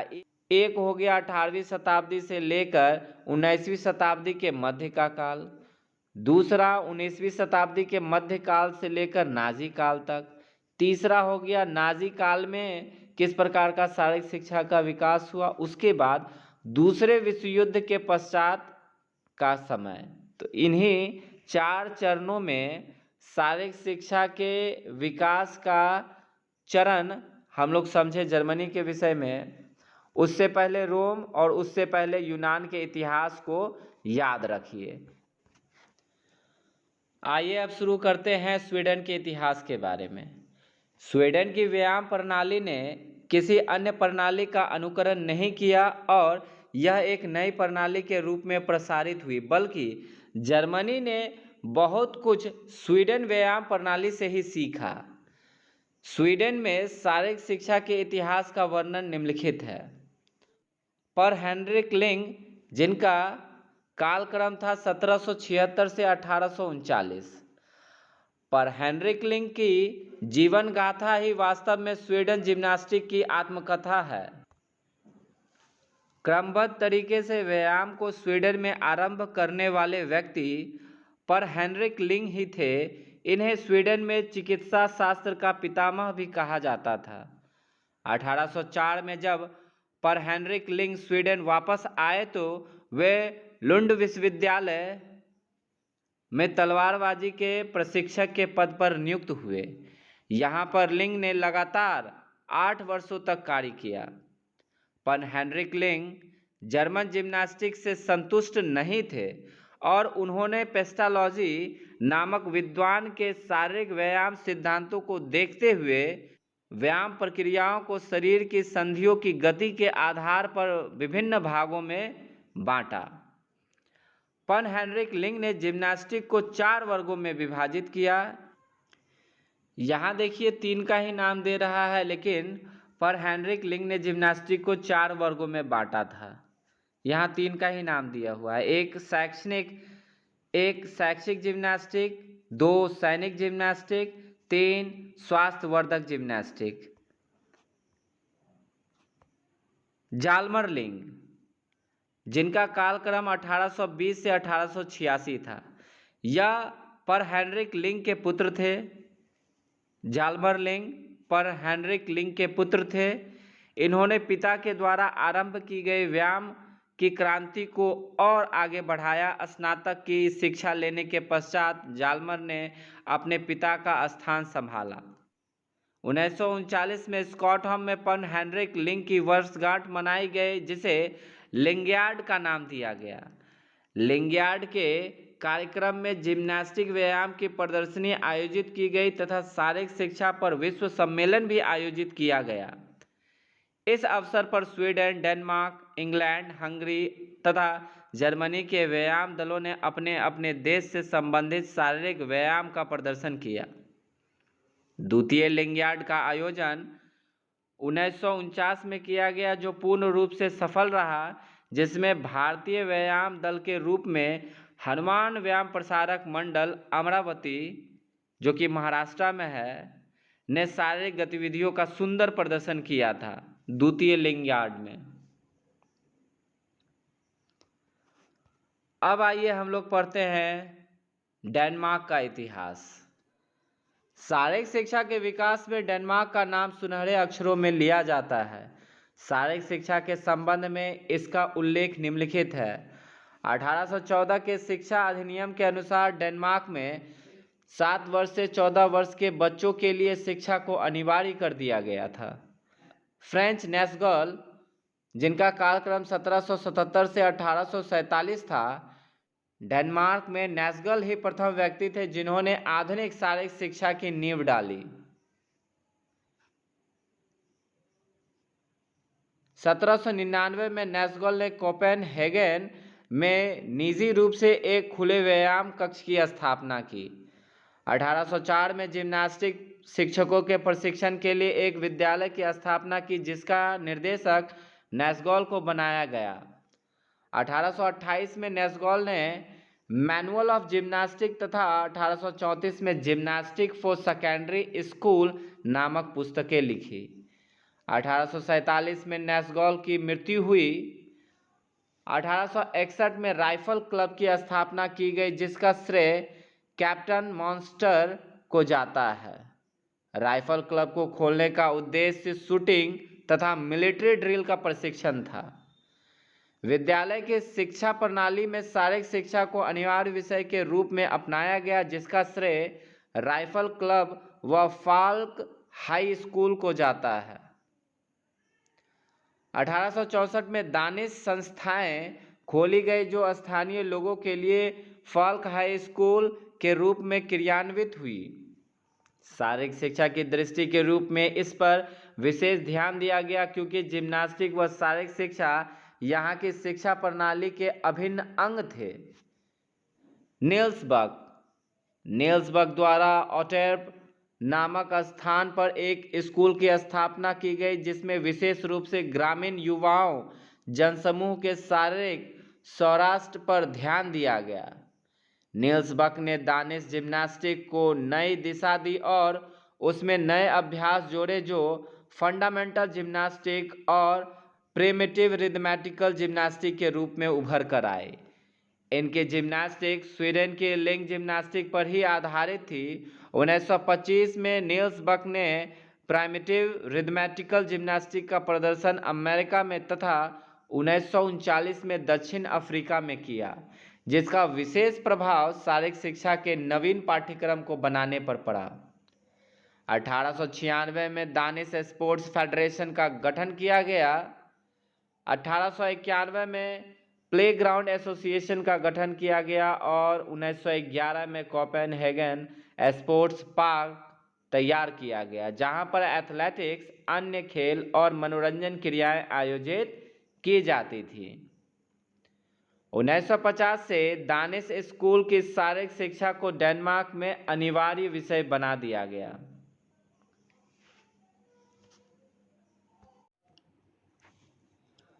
आइए अब शुरू करते हैं अमेरिका का इतिहास। History of United states of America. 1776 में अमेरिका ने अंग्रेजों से स्वतंत्र होकर एक नया संयुक्त राज्य बनाया। इसके पश्चात ही अमेरिका ने शारीरिक शिक्षा एवं खेल के क्षेत्र में काफ़ी तरक्की की। वर्तमान समय में जितनी शारीरिक शिक्षा शिक्षण संस्थाएं अमेरिका में हैं, शायद विश्व में कहीं भी नहीं हैं। 1776 इंग्लैंड के अलावा अन्य यूरोपीय देशों ने जो कुछ अमेरिका में स्थापित किया था, वे पारंपरिक शिक्षा प्रणालियों को भी अपने साथ ले गए। शारीरिक शिक्षा को सम्मानीय दृष्टि से नहीं देखा जाता था, क्योंकि इसका कोई संबंधित इतिहास देखने को नहीं मिला। कुछ खेल जैसे दौड़ना, कूदना, मुक्केबाजी, घुड़सवारी आदि जो अंग्रेजों द्वारा अमेरिका में लाए गए थे, वह इसे अपने साथ ले गए।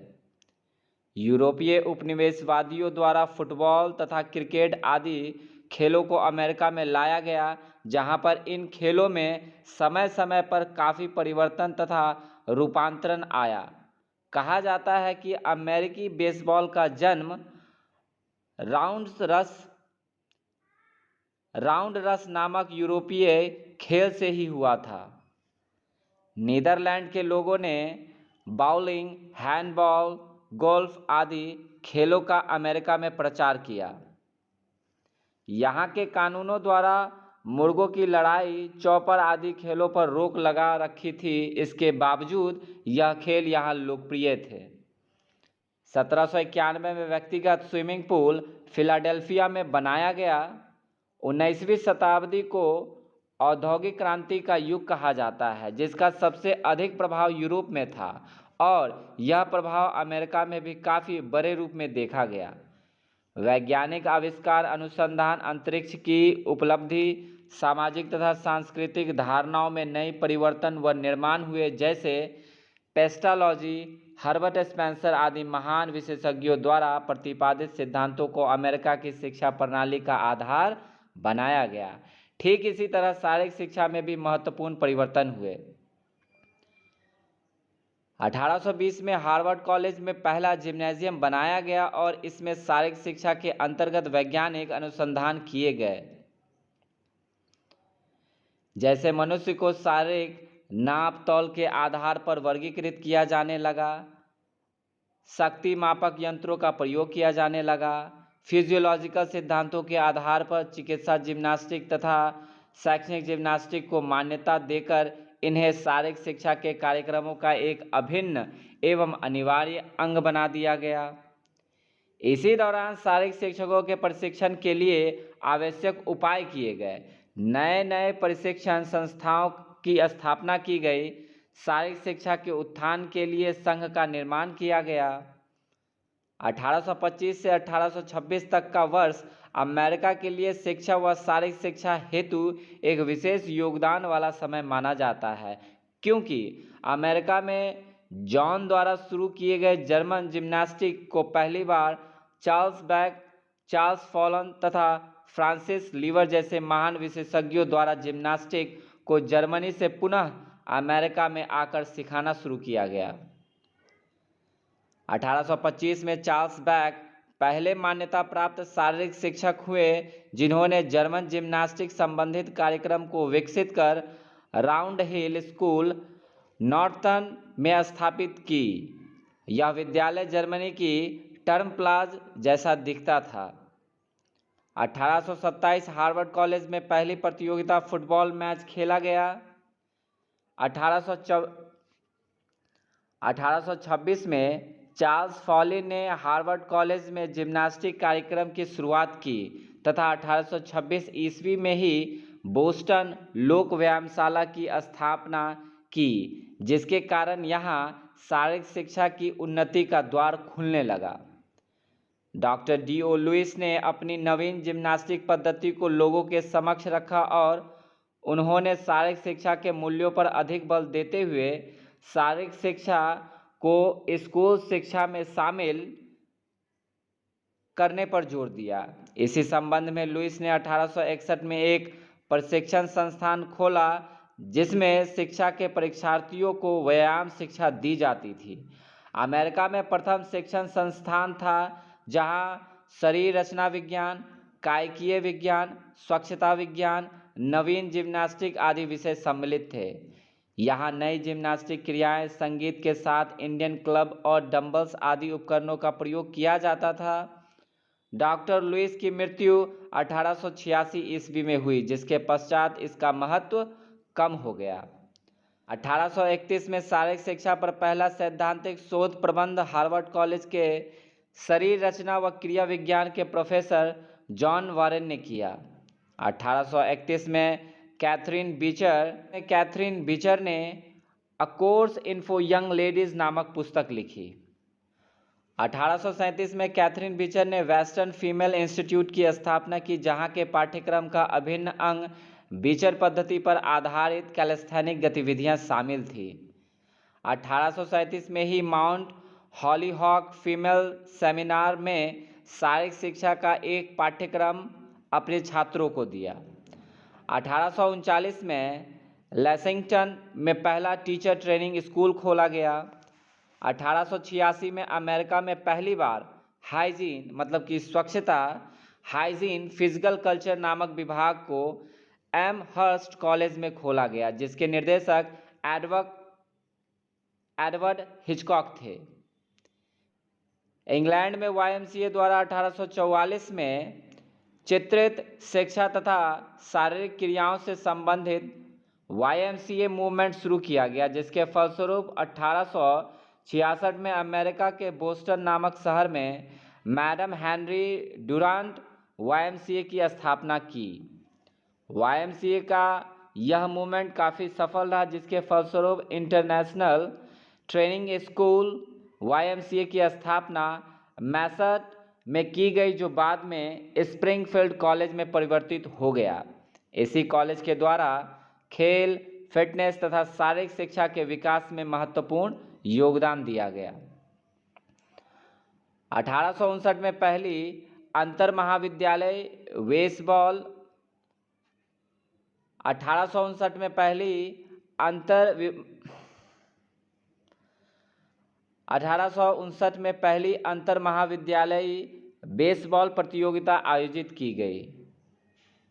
1866 में कैलिफोर्निया में राज्य सरकार द्वारा शारीरिक शिक्षा की स्कूलों में आवश्यकता के लिए कानून बनाया गया। 1869 पहला अंतर महाविद्यालयी रग्बी फुटबॉल प्रतियोगिता आयोजित की गई। 1874 में मैरी आउटर ब्रिज द्वारा टेनिस खेल की शुरुआत की गई। 1875 नेशनल बॉलिंग कांग्रेस की स्थापना हुई। 1878 में अमेरिका में पहली बार बैडमिंटन खेला गया। 1879 में नेशनल आर्चरी एसोसिएशन की स्थापना हुई। 1879 national association of amateur athletic की स्थापना हुई। 1879 में हार्वर्ड कॉलेज के हैमनवे जिम्नेजियम में डायरेक्टर के पद पर ड्यूडले एलन सार्जेंट को नियुक्त किया गया तथा इनकी नियुक्ति इसी कॉलेज में असिस्टेंट प्रोफेसर के पद पर भी हुई। सार्जेंट युवावस्था में एक सक्रिय व्यायामी रह चुके थे। इन्होंने अपने अनुभव व बुद्धि कौशल के बल पर लगभग 40 नए उपकरणों का आविष्कार किया, जिसमें वक्ष विस्तारक मापक यंत्र, chest expansion instrument, thigh measurement instrument इसका आविष्कार किया। 1883 में स्प्रिंगफील्ड में YMCA प्रशिक्षण स्कूल की शुरुआत की गई। 1883 में स्वीडिश जिम्नास्टिक को निशेन द्वारा संयुक्त राज्य अमेरिका के लोगों से परिचित कराया गया। 1885 में शारीरिक शिक्षा के उत्थान हेतु एक संघ गठित करने के लिए एडेल्फी कॉन्फ्रेंस आयोजित की गई। 1885 में डेल्फिन हन्ना द्वारा ओबरलिन में व्यावसायिक शारीरिक शिक्षा संबंधित पाठ्यक्रम की शुरुआत की गई। 1887 में शिकागो में सॉफ्टबॉल का आविष्कार हुआ। 1889 में बॉस्टन फिजिकल ट्रेनिंग कॉन्फ्रेंस आयोजित हुई। 1890 में हार्टवेल को बॉस्टन के शारीरिक शिक्षा का पर्यवेक्षक बनाया गया। 1891 में राष्ट्रीय शिक्षा संघ द्वारा शारीरिक शिक्षा को पाठ्यक्रम में मान्यता दी गई। 1893 में राष्ट्रीय शिक्षा संघ में शारीरिक शिक्षा एवं स्वच्छता विभाग खोला गया। 1895 में पहला सार्वजनिक गोल्फ कोर्स बनाया गया। 1896 में वॉलीबॉल खेल का आविष्कार विलियम जी मॉर्गन ने हॉलीऑके में 1895 में मिंटोनेट नामक खेल के रूप में किया तथा इसको वॉलीबॉल का नाम 1896 में दिया गया। इसके नियम भी 1896 ईस्वी में ही बनाए गए तथा नियमों को पुस्तक में प्रकाशित किया गया।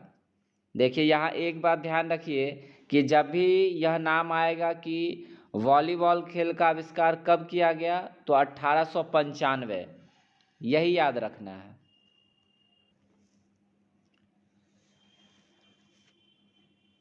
आइए अब शुरू करते हैं रूस का इतिहास। History of Russia. 1917 की क्रांति के बाद रूस एक महान विश्व शक्ति के रूप में उभर कर आया। इससे पहले यहाँ पर जार वंश के सम्राटों का आधिपत्य रहा था। जार वंश के साम्राज्यों में शिक्षा का कोई निश्चित प्रबंध नहीं था। इसी कारण यहाँ शारीरिक शिक्षा का उदाहरण सीमित मात्रा में ही मिलता है। यहाँ के लोगों के निजी मामलों में शारीरिक शिक्षा आती थी। कभी कभी मनोरंजन या हल्के व्यायामों की तरफ ध्यान दिया जाता था। इस पर भी अधिकार धनाढ्य व उच्च वर्ग का ही होता था। आम व्यक्तियों के पास कोई सुविधाएं नहीं थी। 1917 ईस्वी की राजनीतिक क्रांति के पश्चात नए राजनीतिक तथा सामाजिक ढांचे का निर्माण हुआ। सत्ता मजदूरों, श्रमिकों व खेतीहरों के पास आ गई। समाज के उत्थान के लिए नए विचारों, नई धारणाओं को लोगों तक पहुंचाने के लिए शिक्षकों को एक महत्वपूर्ण साधन के रूप में अपनाया गया, जो जार काल में नहीं हुआ था। एक शक्तिशाली समाज के लोगों के स्वास्थ्य के स्तर को उठाने के लिए शारीरिक व्यायाम को प्रोत्साहन दिया गया। शारीरिक शिक्षा को शारीरिक संस्कृति का नाम दिया गया। शारीरिक संस्कृति के अंतर्गत सैद्धांतिक ज्ञान, खेल कौशल का अभ्यास, स्वास्थ्य एवं सफाई ज्ञान, समाजवादी, व्यक्तिगत तथा सामाजिक अभिवृत्तियों को शामिल किया गया था। रूस में खेल क्रियाएं केवल मनोरंजन, आत्मसंतुष्टि, शारीरिक सौंदर्य आदि के लिए ही नहीं होती थी, बल्कि इसका उद्देश्य लोगों को स्वास्थ्य लाभ के लिए सम्मिलित करना, शारीरिक स्वच्छता के लिए प्रोत्साहित करना तथा समाजवादी आदर्शों को कूट कूट कर भरना था। शारीरिक संस्कृति का उपयोग श्रमिक वर्ग का कार्य क्षमता में वृद्धि तथा व्यवसाय में उत्पन्न होने वाली गलत प्रवृत्तियों को खत्म करना था। देखा जाए तो शारीरिक संस्कृति का मुख्य उद्देश्य प्रत्येक नागरिक को शारीरिक, सामाजिक तथा राजनीतिक प्रशिक्षण इस प्रकार दिया जाना था जिससे कि वह राष्ट्र की सुरक्षा के लिए सब कुछ न्यौछावर करने के लिए तत्पर रहे तथा अपने उत्तरदायित्व को समझे। 3 से 7 वर्ष के बच्चों के लिए प्रारंभिक पाठशालाओं के अतिरिक्त 10 वर्षीय प्रणाली पूरे रूस में चलाई जाती थी। 10वीं कक्षा उत्तीर्ण करने के पश्चात उच्च शिक्षा प्राप्त करने के लिए योग्य विद्यार्थी महाविद्यालयों में प्रवेश लेते थे, जबकि साधारण मानसिक योग्यता रखने वाले विद्यार्थी व्यावसायिक संस्थाओं में तकनीकी शिक्षा ग्रहण करते थे। सभी लोगों के लिए भोजन तथा कार्य की व्यवस्था रूसी शासन ही करता था। 1923 अखिल रूसी कार्यकारिणी समिति ने शारीरिक शिक्षा को एक सूत्र में बांधने तथा अन्य विभागों की कार्यप्रणाली को समन्वित करने का प्रयास किया। 1923 में ही सर्वोच्च शिक्षा सलाहकार समिति की स्थापना की गई, जिसने शारीरिक शिक्षा को एक केंद्रीयकृत प्रबंध तंत्र प्रदान किया। 1930 शारीरिक संस्कृति तथा खेल सर्वसंघ सलाहकार समिति की स्थापना की गई। इसके 6 वर्ष पश्चात 1936 में इस संगठन के स्थान पर शारीरिक संस्कृति तथा खेल की सर्वसंघ समिति का गठन किया गया। नोट: आज भी यह समिति शारीरिक शिक्षा की कार्यप्रणाली का निर्धारण करती है। रूस में आज 11 से अधिक शारीरिक सांस्कृतिक संस्थाएं, 40 से अधिक शारीरिक शिक्षा विद्यालय तथा 3 विशिष्ट अनुसंधान शालाएं हैं। रूस में शिक्षा के सभी स्तरों पर सभी क्षेत्रों में शारीरिक संस्कृति का एक प्रतिष्ठित स्थान है। यह अनिवार्य विषय के रूप में पढ़ाई व सिखाई जाती है। सभी बच्चों के लिए प्रातः व्यायाम क्रिया तथा शारीरिक संस्कृति कक्षाओं में भाग लेना अनिवार्य है। खेलों में अधिक प्रवीण बच्चों के लिए विशेष प्रकार के विद्यालय हैं, जहां उन्हें अखिल शारीरिक संस्कृति तथा क्रीड़ा संघ परिषद के निर्देशन में प्रशिक्षण दिया जाता है, ताकि वे अंतर्राष्ट्रीय खेलों में उच्च स्थान प्राप्त कर रूस का नाम रोशन कर सके। रूसी खिलाड़ी, विशेषकर महिलाएं, अन्य देशों के खिलाड़ियों की तुलना में शारीरिक व्यायाम करने तथा अपनी कार्य क्षमता को बनाए रखने में अधिक श्रेष्ठ हैं। एथलेटिक्स गोष्ठियों के सदस्य होने के नाते लगभग सभी नागरिकों को दल खेलों, मनोरंजन खेलों एवं जिम्नास्टिक व्यायामों में भाग लेना पड़ता है। रूस में गोष्ठियाँ बहुत लोकप्रिय हैं।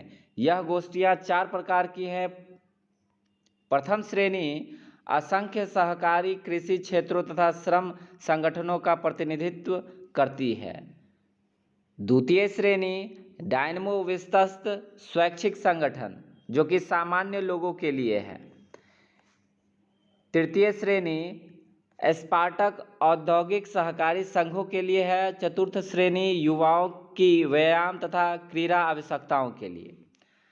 आज के लिए आधुनिक युग में खेलों की सूची में रूस सर्वोपरि है। केवल मॉस्को में 28 से अधिक स्टेडियम हैं। ग्रीष्म ऋतु में वार्षिक शारीरिक संस्कृति दिवस बड़ी धूमधाम से सारे रूस में मनाया जाता है। इसी दिन शारीरिक व्यायाम, जिम्नास्टिक, एथलेटिक्स, स्वच्छता आदि की प्रदर्शनी लगाई जाती है। 1952 में पहली बार रूस ने ओलंपिक खेलों में भाग लिया। 1952 में पहली बार रूस ने ओलंपिक खेलों में भाग लिया तथा पदक तालिका में अच्छा स्थान प्राप्त किया। जो खिलाड़ी स्नातकोत्तर क्रीड़ा प्रमाण पत्र प्राप्त कर लेते हैं, उन्हें सम्मानित किया जाता है। उन्हें विशेष अधिकार भी दिए जाते हैं कि वे उच्च कोटि के खिलाड़ी शासन सेवा करते हैं तथा साथ ही साथ खेल प्रशिक्षण भी देते हैं। ओलंपिक खेलों का आयोजन मॉस्को, रूस में किया गया तथा यहाँ क्रीड़ा श्रेष्ठता का प्रदर्शन किया गया। 20वीं शताब्दी के आरंभ में सोवियत संघ टूटकर कई राष्ट्र राज्यों में बंट गया, जहाँ डायनमो सैन्य गोष्ठियाँ तथा क्रीड़ा संघ समितियों का स्थान सामान्य क्रीड़ा गोष्ठियों ने ले लिया।